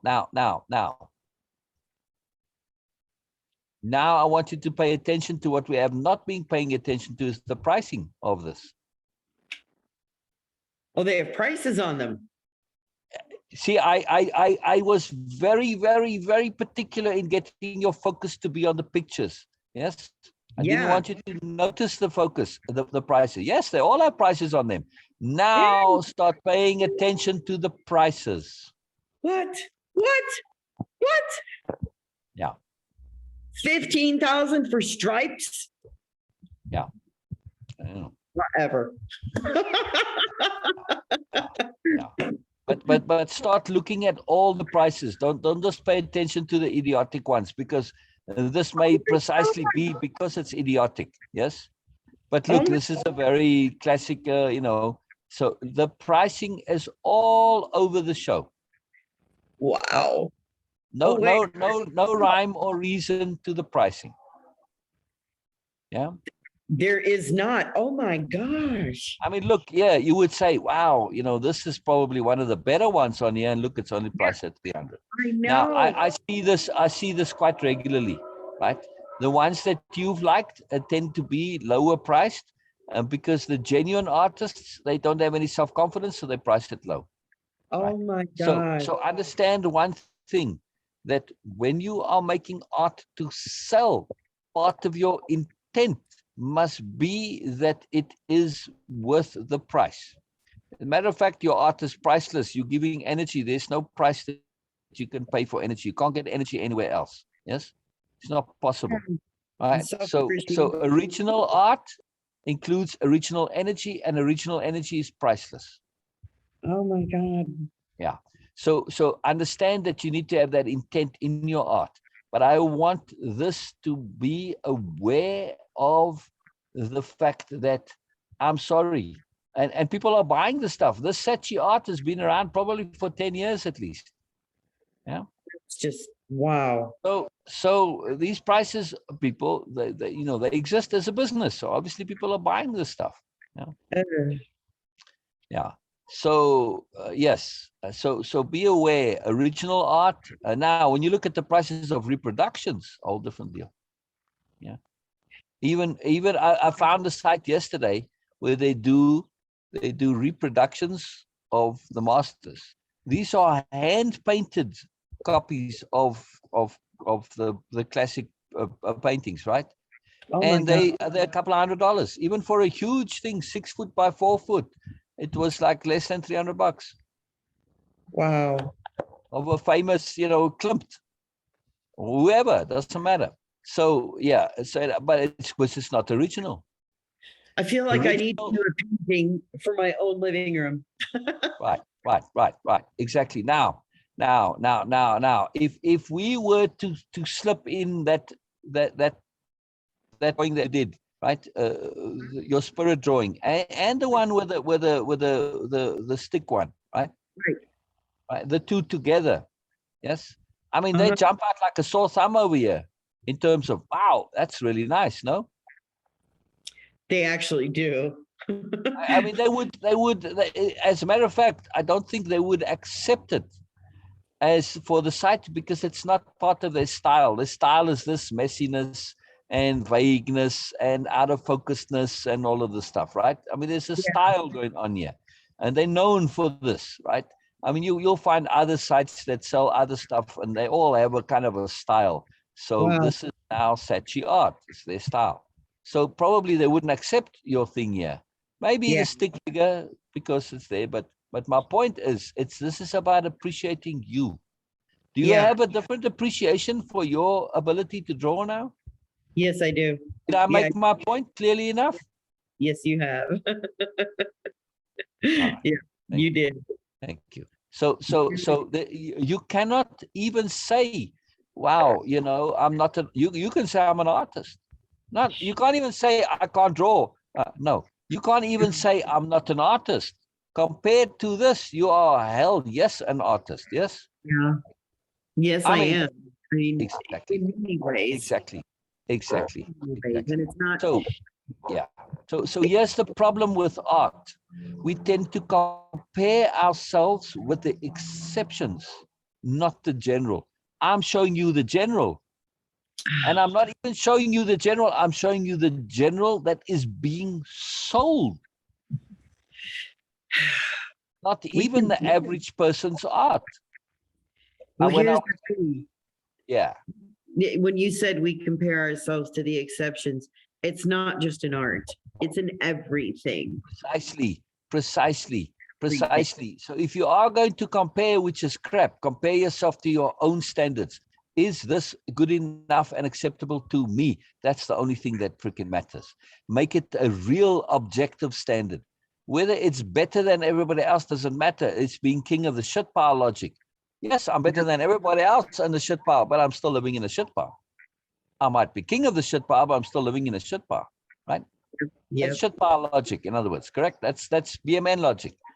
They Yeah. want to be king of the shit pile. They don't care, but I'm king, but I'm king, but I'm king. But yeah, but king, you're living in a shit pile. Doesn't matter to them. They don't get it, right? But when we say, hey, it doesn't matter if I'm better, I'm still going to be living in the shit pile. I can even be better than the king, but I'm still in the shit pile. No, objective standards. Is this really something that's objectively something that I like, that's good for me? Yes. Yes or no? That's what counts. That's what counts. And also, the other point of the site is that when it comes to what people like, well, obviously, this site has been around for a long time and they're very popular, right? There are people who like the stuff and they're not me. Yeah, not me. I mean, there are people who probably love all the stuff on the site or 90% of it, whereas we disliked 90%, correct? Yeah. I mean, if you take those prices and flip them around and say, oh no, but that's not the price they're charging you to buy it. That's the price that they are going to pay you to hang it on your wall. Would I take it then? No, Exactly. I still couldn't do it. Exactly. And dude, your 15,000 for the painting. I mean, sure, I'll take it but I mean, if it's, I have to lock myself in for my whole life to have this. No, thank you very much. Nope, nope, nope. You can have your 15,000. It's not worth it to me. Yeah. To have this for my whole life, to be looking at this piece of crap? No, sorry, thank you very much. 15,000 for stripes. Yeah. I suspect though that when you come closer to it, it's texture, it's kind of gravel, but who cares? Nonetheless, whatever, right? Somebody's going to put it up there and think, oh my God, and somebody coming, really, you got this? Wow, and they'll be all impressed. It would drive me. Oh, exactly. It would irritate the hell out of me, even if they paid me the 15,000. I'm saying no. I still would feel wasteful. Yeah. So my point is huge here, right? So go through this exercise with CJ in the same steps, yes? And the same thing to say, okay, CJ, 15,000 to put this up for the rest of your life now, right? It's for the rest of your life. Because we can always endure things for a short while, but for the rest of your life or for eternity, that's a different logic, yes? Yeah. Yeah. So you have to pay me a hell of a lot of money to put something up on my wall for eternity. Or for the rest of my life. Yeah. I have to truly like it. The money's not an issue. You see the difference? The money's not an issue. Yeah. What I was thinking was the things that I have up on my wall, they all tell a story. Everything. They all tell a story. And it just seems to me that I just equated that to what I create or share. Yeah. It has a story. There's a purpose for it and an intent. And sometimes that intent is to persuade, but the intent is still, like we talked about before, if I don't like it, or for me, if there's not an intent, then I don't want to share it. Yes, so, exactly. And in those two drawings that you drew, when you look at them from an intent point of view, right? Now it's fantastic. So Yeah. I love your first one when I said draw the stick figure, and then you draw the head and all the swirling thoughts in the head, and that head. When you look at the intent of that head, it's just ugly. Yeah, Yeah, exactly. it's unpleasant. That's what my It's thoughts like I love that body, but that head kills it for me. Yep. Because it's like almost like a child is sort of angry and going, "Rah," Yeah. right? Because my Right, thoughts were in right. chaos. Exactly. But what I'm trying to say is, when we understand when we feel while we draw or do poetry or music or anything, the feeling gets communicated. It is so clear, the feelings, right, in that drawing, the head, the body, very different. You can feel it, not just see it, not appreciate it intellectually. You feel it. Yes. I mean, Yeah. I would happily put your drawing up on my wall, except for the head. Yeah. I Yeah. would cover the head, and that's it. Without the head, it's beautiful. With the head, no. Yeah. Yeah. I was going to Okay. show you. You've seen Yeah. these before. I'm going to turn it around. You've seen these before. But there's Yes. let me get that glare out of there. There you go. Yeah, that one tells the story to me. Yeah. Yeah. You Yeah. know, and it's actually called The Past Meets the Future. Wow. You got a Wow. cowboy. Yeah. Yeah. Fantastic. Fantastic. Yeah. He's meeting his girlfriend in the future. But then here's something else. Like I said, anything I've got on my wall has a purpose. Yes. But now, sure. As much as I love what's on your walls, you need to start adding some Sher art to your walls. Yeah. Like that drawing, the spirit figure. Yes. Yeah. I would take a nice photograph of it, crop it out, blow it up. And you can't blow it up too much, I don't think, because maybe the photo won't allow it. But anyway, as much as you can, and then frame it and put it up on the wall.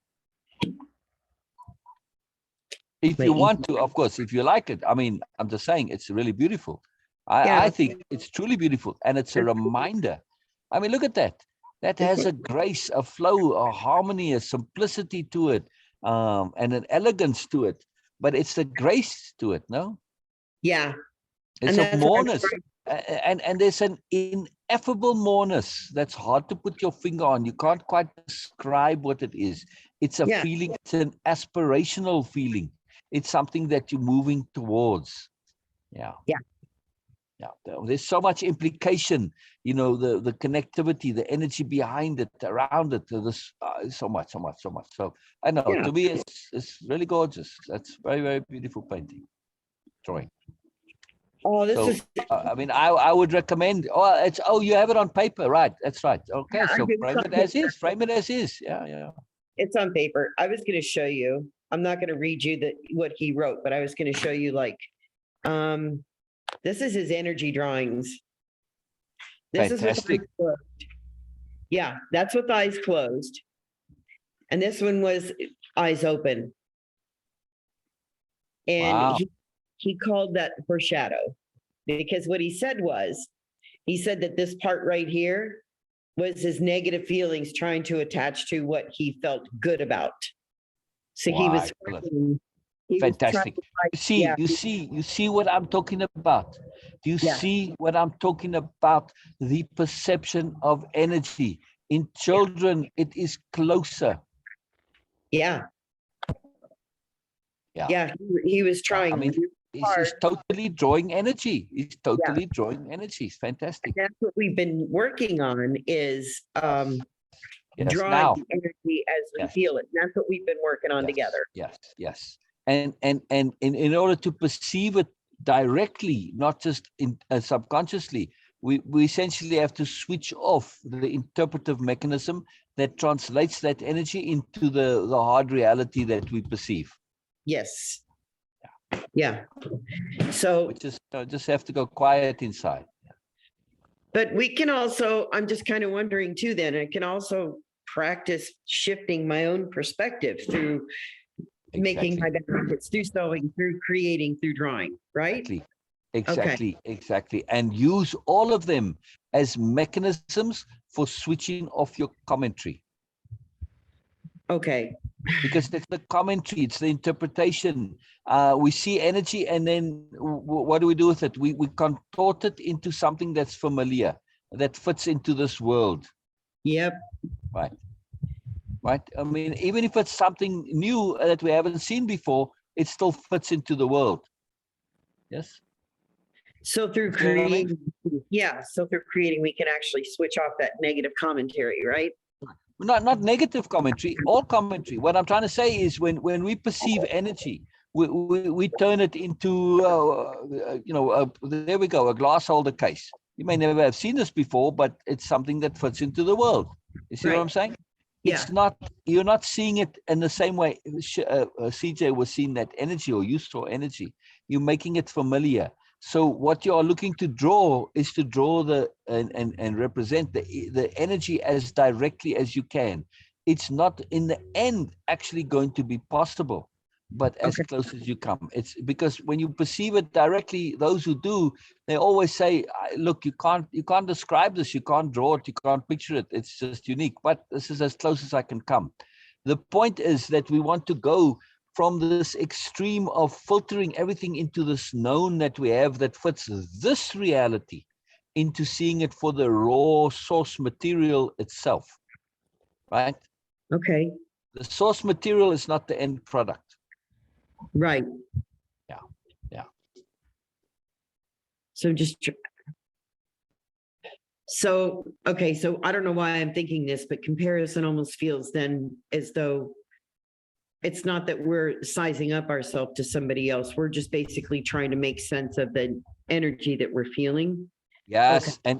And what we are doing is we take that energy and we package it into the familiar. And the familiar is the language, the style, the look, the feel of this reality. Now that includes psychologically. Look at the familiarity that you are packaging into your psychology of don't ask questions, don't think for yourself. See? Okay. So there's a range psychologically of this packaging into the familiar, the acceptable.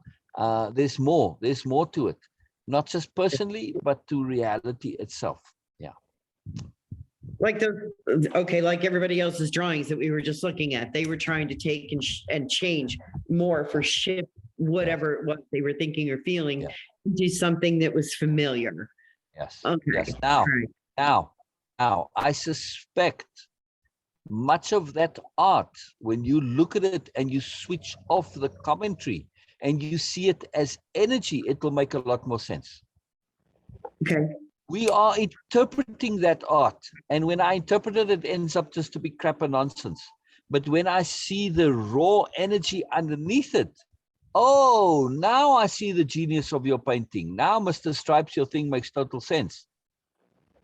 Okay. I wasn't able to perceive it in its actual realness of what it actually is, because it's always an interpretation, and our interpretation is flawed. It's very limited. This reality is one tiny fraction of what's possible. Yeah. Okay, I really like that. Yeah. Our interpretation. So again, when I suspect what makes that site popular is people coming into it have a different translation of energy. So what we see and what they see, two completely different things. Yep. Yeah. It's like colorblind people, you show them blue and actually they see green. So anybody who is colorblind looking at your green screen would probably see just very dark blacks and grays, correct? Exactly. Wow. Exactly. Okay. Wow. Our interpretation is limited. God, that's so true. Exactly. And I know we didn't get into my takeaway from last time. Sometimes we get there. We go as appropriate. Not a problem. I mean, the fact that there's a bit of distance between it is a positive, so not a problem. Yeah, not a problem. It gives me time to let it sit and stew for a while, and then I might even have a whole different perspective, which happens very frequently. Exactly. What I think now. So, really encourage CJ to keep up with what he's doing, and do the same yourself. Draw an energy, feel, vibe of the change that has come about after the session now. Yeah. Yeah. Right? So you are basically kind of, not locking it in because change is going to change again, but Mhm. you're actualizing the change by Yeah. drawing it. Well, because I know that my energy has shifted from the beginning of the phone call from Exactly. uncertainty to moments of aha. Exactly. Exactly. Exactly. Exactly. Exactly. Okay. And draw without agenda, draw Yes, without thought, draw without this should. Absolutely. The moment you say, it should be this, stop. exactly. Just say no, no should involved. I have no idea what my hand is going to draw. No Let your shit. hand do the drawing. That's it. Okay. Your soul or your spirit or whatever you want to call it. But your normal eye is not part of this. Right. Yeah. That's why it's fun to draw with my eyes closed. I like doing that. Yes. When Yes. And I would recommend that to continue that practice. This is a fantastic, fantastic practice. And I'm hoping CJ does the same. Yeah. He does. He does. That's why he always does two drawings, one with eyes closed and one with open. Okay. And the Brilliant. open ones are very stark and tight, and a different color. But when he does with his eyes closed, he even has to reach in for the colors in the jar with his eyes closed. Right. Make sure that CJ practices drawing his changes of being, his positive changes of being. Because you can get through immersion. We understand how immersion and emphasis works. You draw those negative stuff, you get into it, you keep drawing, and now you're making it so. So be aware that, yes, to express it has got to be for the purpose of getting rid of it, not for emphasizing and focusing on it. Right. So yes, you're aware, and then you draw a positive, and you draw if you're going to draw a negative, always draw a counterbalancing positive. Right. So yes, the problem, and then the solution is a replacement, not fixing the problem. That's a different drawing, but a replacement where the problem it doesn't exist, is nowhere in the picture. Yes. This is very important, and this is where it needs to end. So pay exquisite attention to this. Yes, that's fine if the things come out, but it's only a part of the whole. And then if you say, now let's draw this in proportion, take this negative and put it in the picture where you're drawing the whole of life and the world and you and everything. How big a part is it? And it's a tiny little corner. It's one little black speck in there. It's like, okay, let's say, there we go. See, there's like a little black triangle. Yeah, whatever. It's a nothing, right? I'm just for argument's sake saying, yeah. So to keep the proportion is very important. This is very, very, very important. Yes. Yeah. See, and what I draw on loose paper, I just use my printer paper to draw on. That's great. That's great. That's fantastic. Yeah. I figure I don't know. I just don't want to invest in, great big canvases and all of that. It's irrelevant. Your what you draw on that piece of paper is beautiful. Thank you. The energy is what counts. Yeah, and that's what I'm focused on right now. And that's the point I was making too with your drawings. When you pay attention to it from an intent point of view, everything shifts. Yes, that's what's the important. Now look at those paintings, right? How many people may experience that mood in their lives, and all they want to be is to be heard.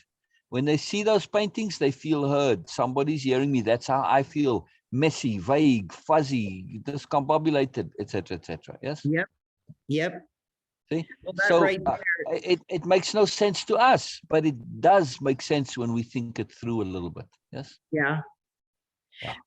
I was just thinking as you were speaking there about when you mentioned intent, I asked myself, okay, so what's the intent of comparison and should?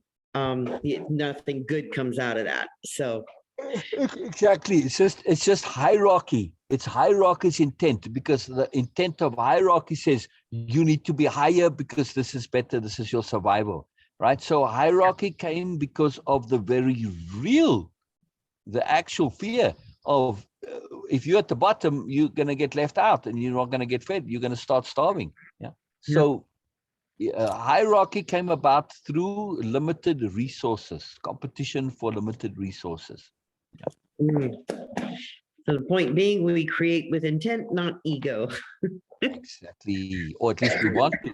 Well, ego has its own intent, which now ego doesn't have to have a BMN intent. Unfortunately, when we say ego, we conflate it, or it's associated with superiority paradigm intent, but it doesn't need to be. I mean, ego's original intent was simply to keep you alive and to give you identity and give you coherency. You were this amorphous blob of energy, and ego came and made you into something coherent.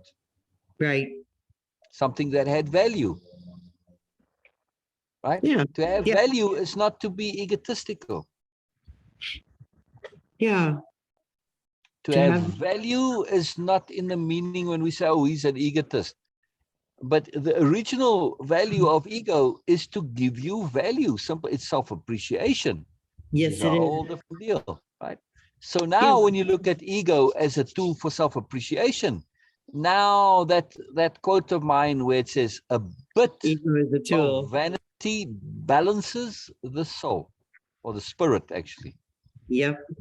So a bit of vanity balances the spirit. It's a very precise quote. Every word is very precise. It's not soul, it's spirit, and balances. And it's a bit of vanity. We need it. We need it to balance, because if you didn't have it, you'd fall apart and you'd be nothing. You'd have just be this blob. So, but it can't run away with itself. It's capital B balance. Yeah. A bit of vanity balances the spirit. We could almost title that drawing that I did that. A bit of vanity balances the spirit. Do so. Do so. Yes.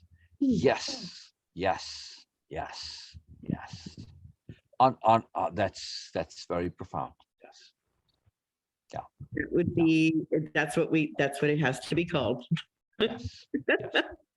Yeah. Absolutely. That's fantastic. Put it on sale for $15,000 and I'll give you half the proceeds. I would love that. I would love that. I would love that. Yes. Oh my goodness. All right. I should probably scoot. I've got some heavy homework here to do. Yes, I love it. Some joyful homework to do. Some joyful homework to do. Yeah. Yes, I do. Yes, I do. It is joyful. I like days when I feel like creating. So yes, exactly. And I love it. You to me, you are really such an artist. It's astonishing. I'm just blown over at your artistry. Yeah. Thank you. Really astonishing. Yeah. I do appreciate that. I would like to be an artist at living appropriately for me. I mean, for me, what you drew so casually there, you were just big fucking deal, like blah blah blah blah, whatever. If you were to pay me 15,000 to reproduce what you did, I couldn't do it. I don't have the physical skill ability to do that. Maybe if I went point by point, maybe I could reproduce it. Well, you could try, I don't know. I'm just saying, what I'm saying? Okay, yes, I would imagine that if you paid me, 15,000, maybe if you paid me 150,000, I'd figure out a way to do it. But my point is that it would entail a massive amount of research and study and effort. And, could I just sit there and do something similar like that so casually? No. Yeah. You didn't even think about it, really. You just drew. Yeah, I didn't think about it. I just drew what I was. That's the point, though. Same with your writing. You don't want to be thinking, you want to be feeling. When you were doing those, you were feeling. Yes, I was. I don't care. Two shits what you're thinking. I'm not interested in what you're thinking. What you're feeling and your intent. Yes. Yes. Okay. So that's the important part. The intent is critical. Yes. And that's what people pay for. They pay for the intent, the feeling, not the actual thing on the canvas. That varies. It's the I've been hiding my intent then. Say again? I said, apparently I have been hiding my intent. Oh, yes. Oh, yes. Well, because at some point you said, well, I have to devalue myself, and this is the appropriate way to go. But no, it's not. So, but the point of like that teacher with the art, was to say, no, sorry, teacher, in this you are wrong. That was an opportunity for you to stand alone against the world. Oh my gosh. So And have you ever had the opportunity? I'm pretty sure you have a copy of my book, but have you ever had the opportunity to read it, the whole thing? I read it I read the whole book when you first shared it. I didn't read it in the physical book. I read it in the electronic book that you Right. shared with me. Okay. The very end of it, I lay out 100 intentions. And it just dawned on me that every single thing that I wrote about each one of those 100, every single one of them is value. I was seeking it just now. How could this just now hit me? That everything I wrote was for the purpose of valuing myself. Yes. Holy, well, crikeys. Write it down, and go now and make a post about that. Value Yes. is my intent. Oh my Yes. God. Yes. Ah, dude. It comes. Yeah. In roundabout ways, but boy, that really did just hit me. Yeah. Okay. So Now you have to go over that list again and relook at it. Yes. I do. I really, really do. Okay. Now there's a nice art project to draw all of those or paint them. Wow. Or sew them. If I were to sew them, that would either be in the form of a quilt or like not a quilt, but a wall hanging. Yeah. You know, I don't mean as one thing. I mean each individually. I know, but that's what I'm thinking is I'm just, oh wow, basket of joy, basket of patience, basket of yeah. Exactly. Wow. And you don't have to confine it to just baskets. It's whatever medium is appropriate for that thing, right? And let it come to you. Don't even think about it. Just let it come. Oh, this needs to be in a, I don't know, a reed. I don't know what a reed is, but okay. All right. So I have to do it in that. Right? Whatever comes, you do it in. Yeah. So in the end, you have 100 representations. Then you might make a quilt that puts them all into one in the quilt thing. Or a collage or whatever, but still, I would, do them each individually and then see a different project to do them all. Like this could be 100 altogether in here, right? Behind me, my background.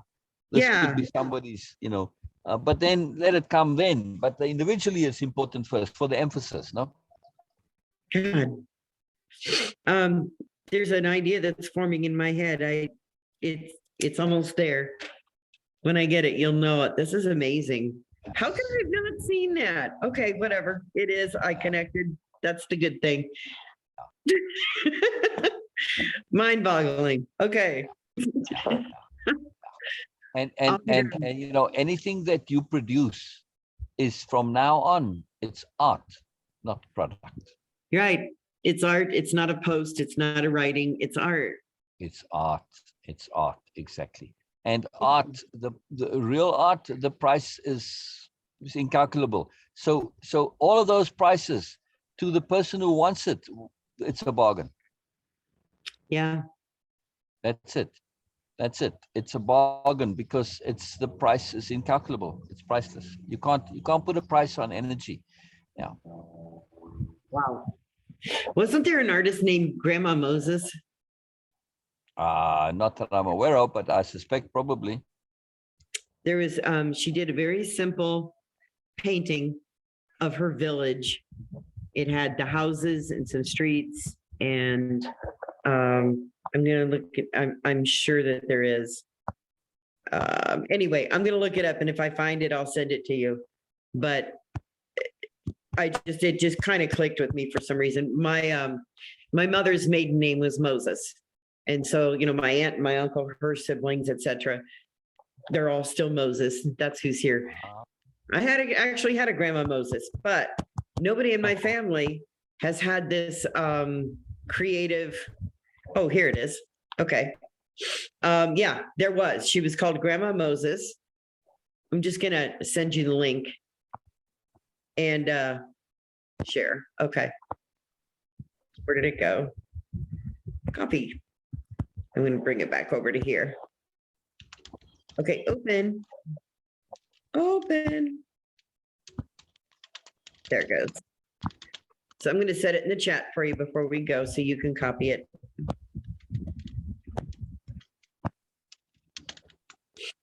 Anyways, yes, Grandma Moses was a very famous painter. Her name was Mary Robertson. She did broad strokes, very childlike, almost like, you know, a fifth or a sixth grader would do. But I'm telling you what, her paintings, she wound up being mega famous. Yeah.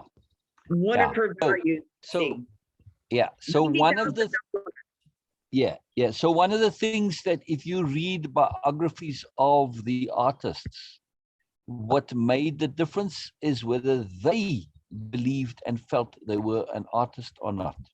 Right? I mean, take Picasso.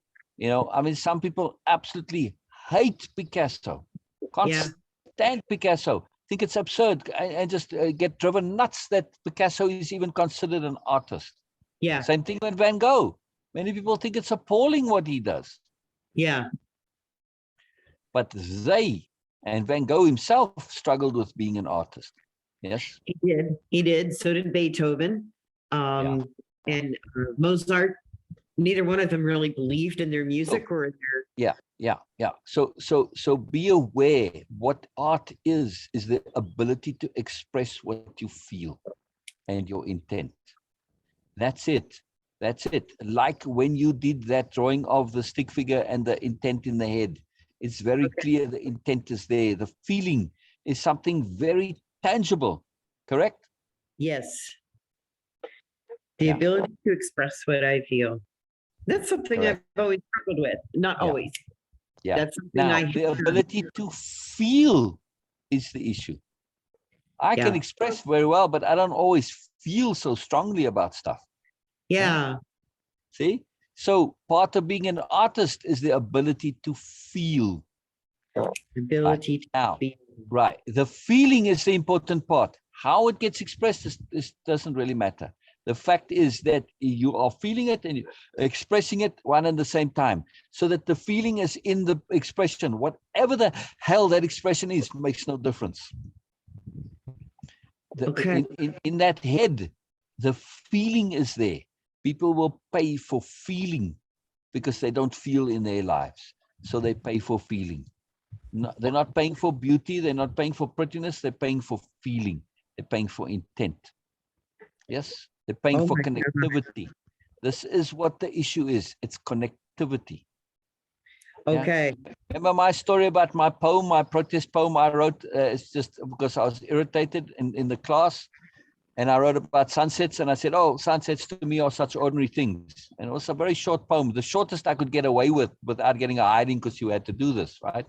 And then they published it, they put it in the newspaper, and I was a protest poem. I was irritated and annoyed.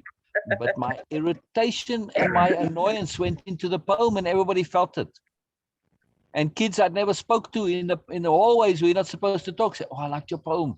Well done on the poem. And I realized that they were connecting to the feeling, the energy, right? It wasn't the poem itself was crap. It was boring. It was nonsense.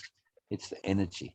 So it doesn't matter how it comes out. The issue is at the time of doing it, you were feeling.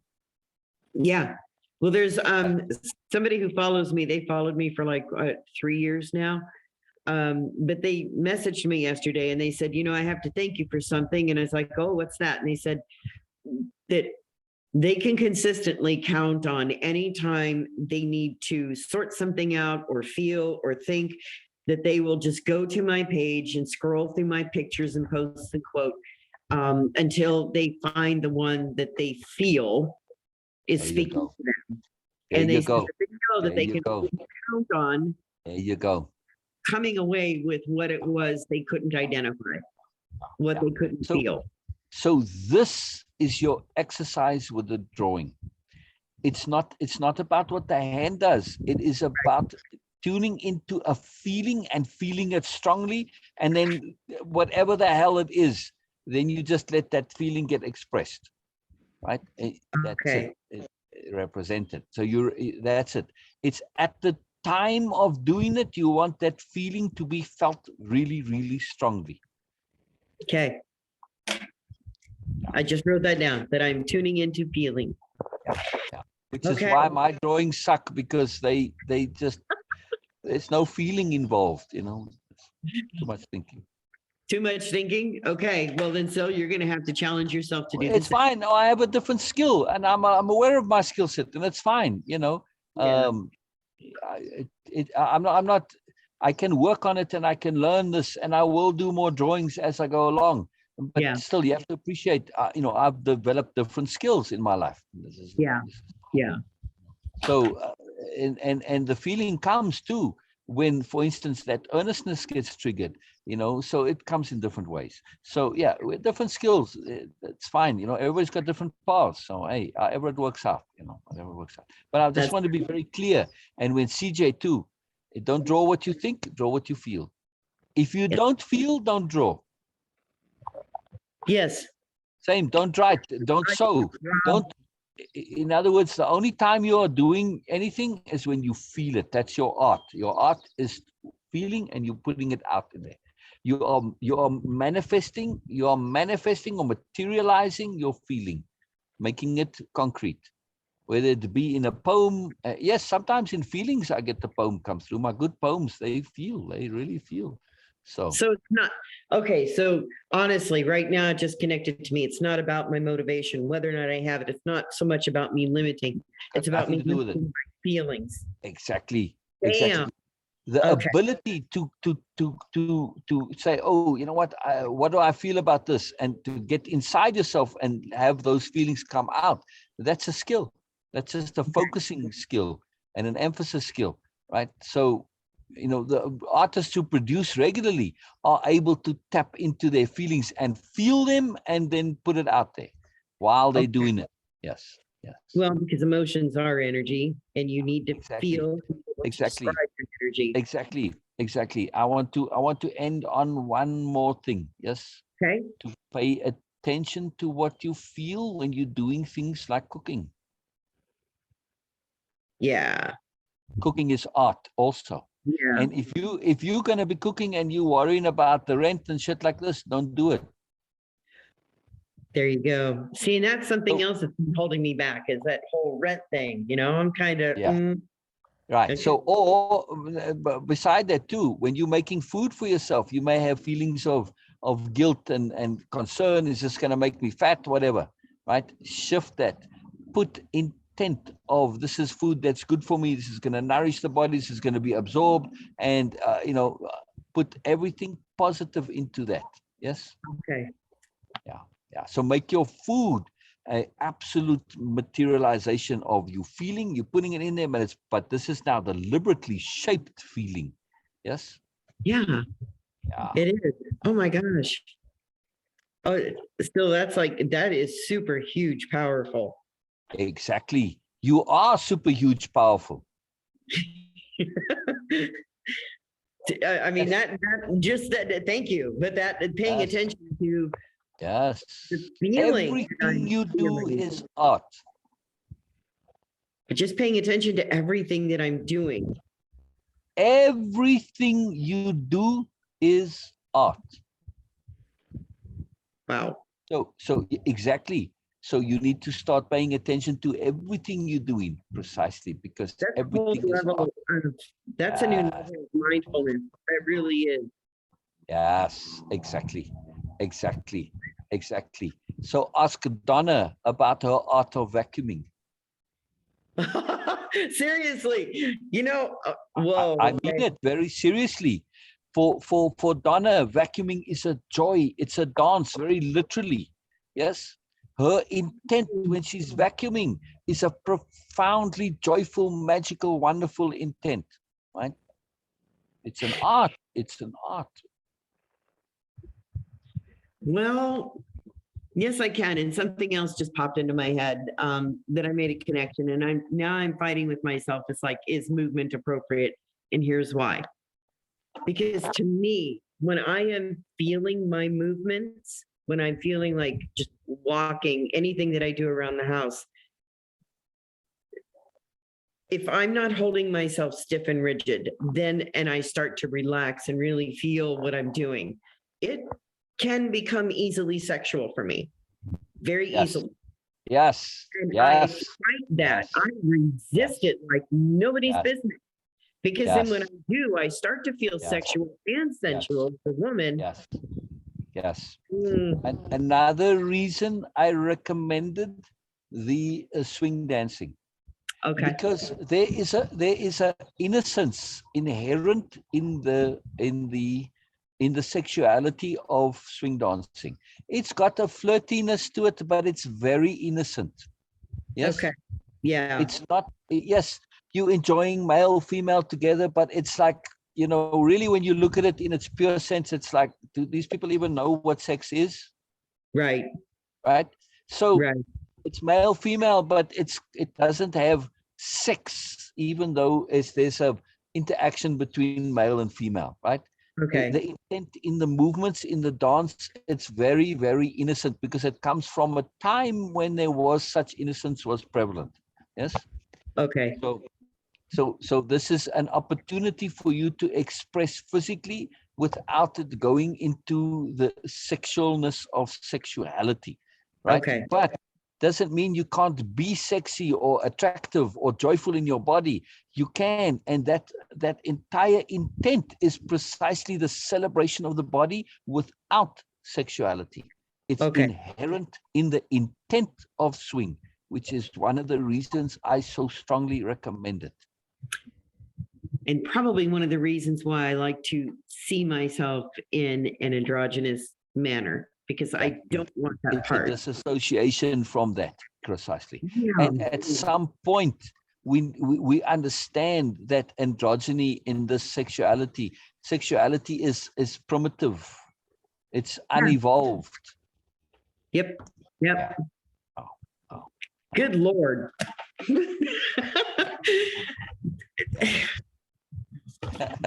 I'm left kind of speechless at this point at that whole connection. I really am, just because it's not anything that I was just imagining myself moving around this living room in here and going, okay, if I let myself be free, like even in yoga, to me, that can become extremely sexual. And I just like, nope, Exactly. Exactly. And then also why I said to you, pay attention to the intent of the posture in yoga.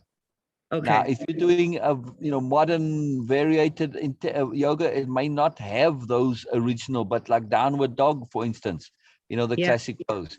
Those have specific intents inherent in the movement, and so there's a different logic to it. But swing dancing is a much simpler thing, right? Swing dancing is very easy to connect, and when you are doing swing dancing, always keep your connection to the intent of swing dancing itself. It has its own intent that has come about not because one person put it, but because of the time and the situation and the appropriateness and everything. It got included in that, and it's fantastic. So just pay attention to that intent that exists independently of whatever somebody may say or think about it today. You can tap into the original intent, and that's it. That just come about. It just was time and circumstance. But so when you find yourself going into that sexual avenue, you just bring it back to the intent that you want, right? Okay. Swing dancing for you is your androgynous body enjoying this. Yes. Okay. No, I get it. I really do. Because that joy. now It's joy. Pure, simple joy. That's it. Yep. Yeah. Very cool. That was another hell of a perspective shift to do too. So wow. Yeah. Okay. Association management for you, association management and sexuality is almost one and the same thing. Yeah, it is. So be aware. It's purely you can shift those associations simply because they are ones that are very powerful for you. It doesn't mean they have to stay that way. You can reassociate. Sometimes it's just a matter of relabeling something.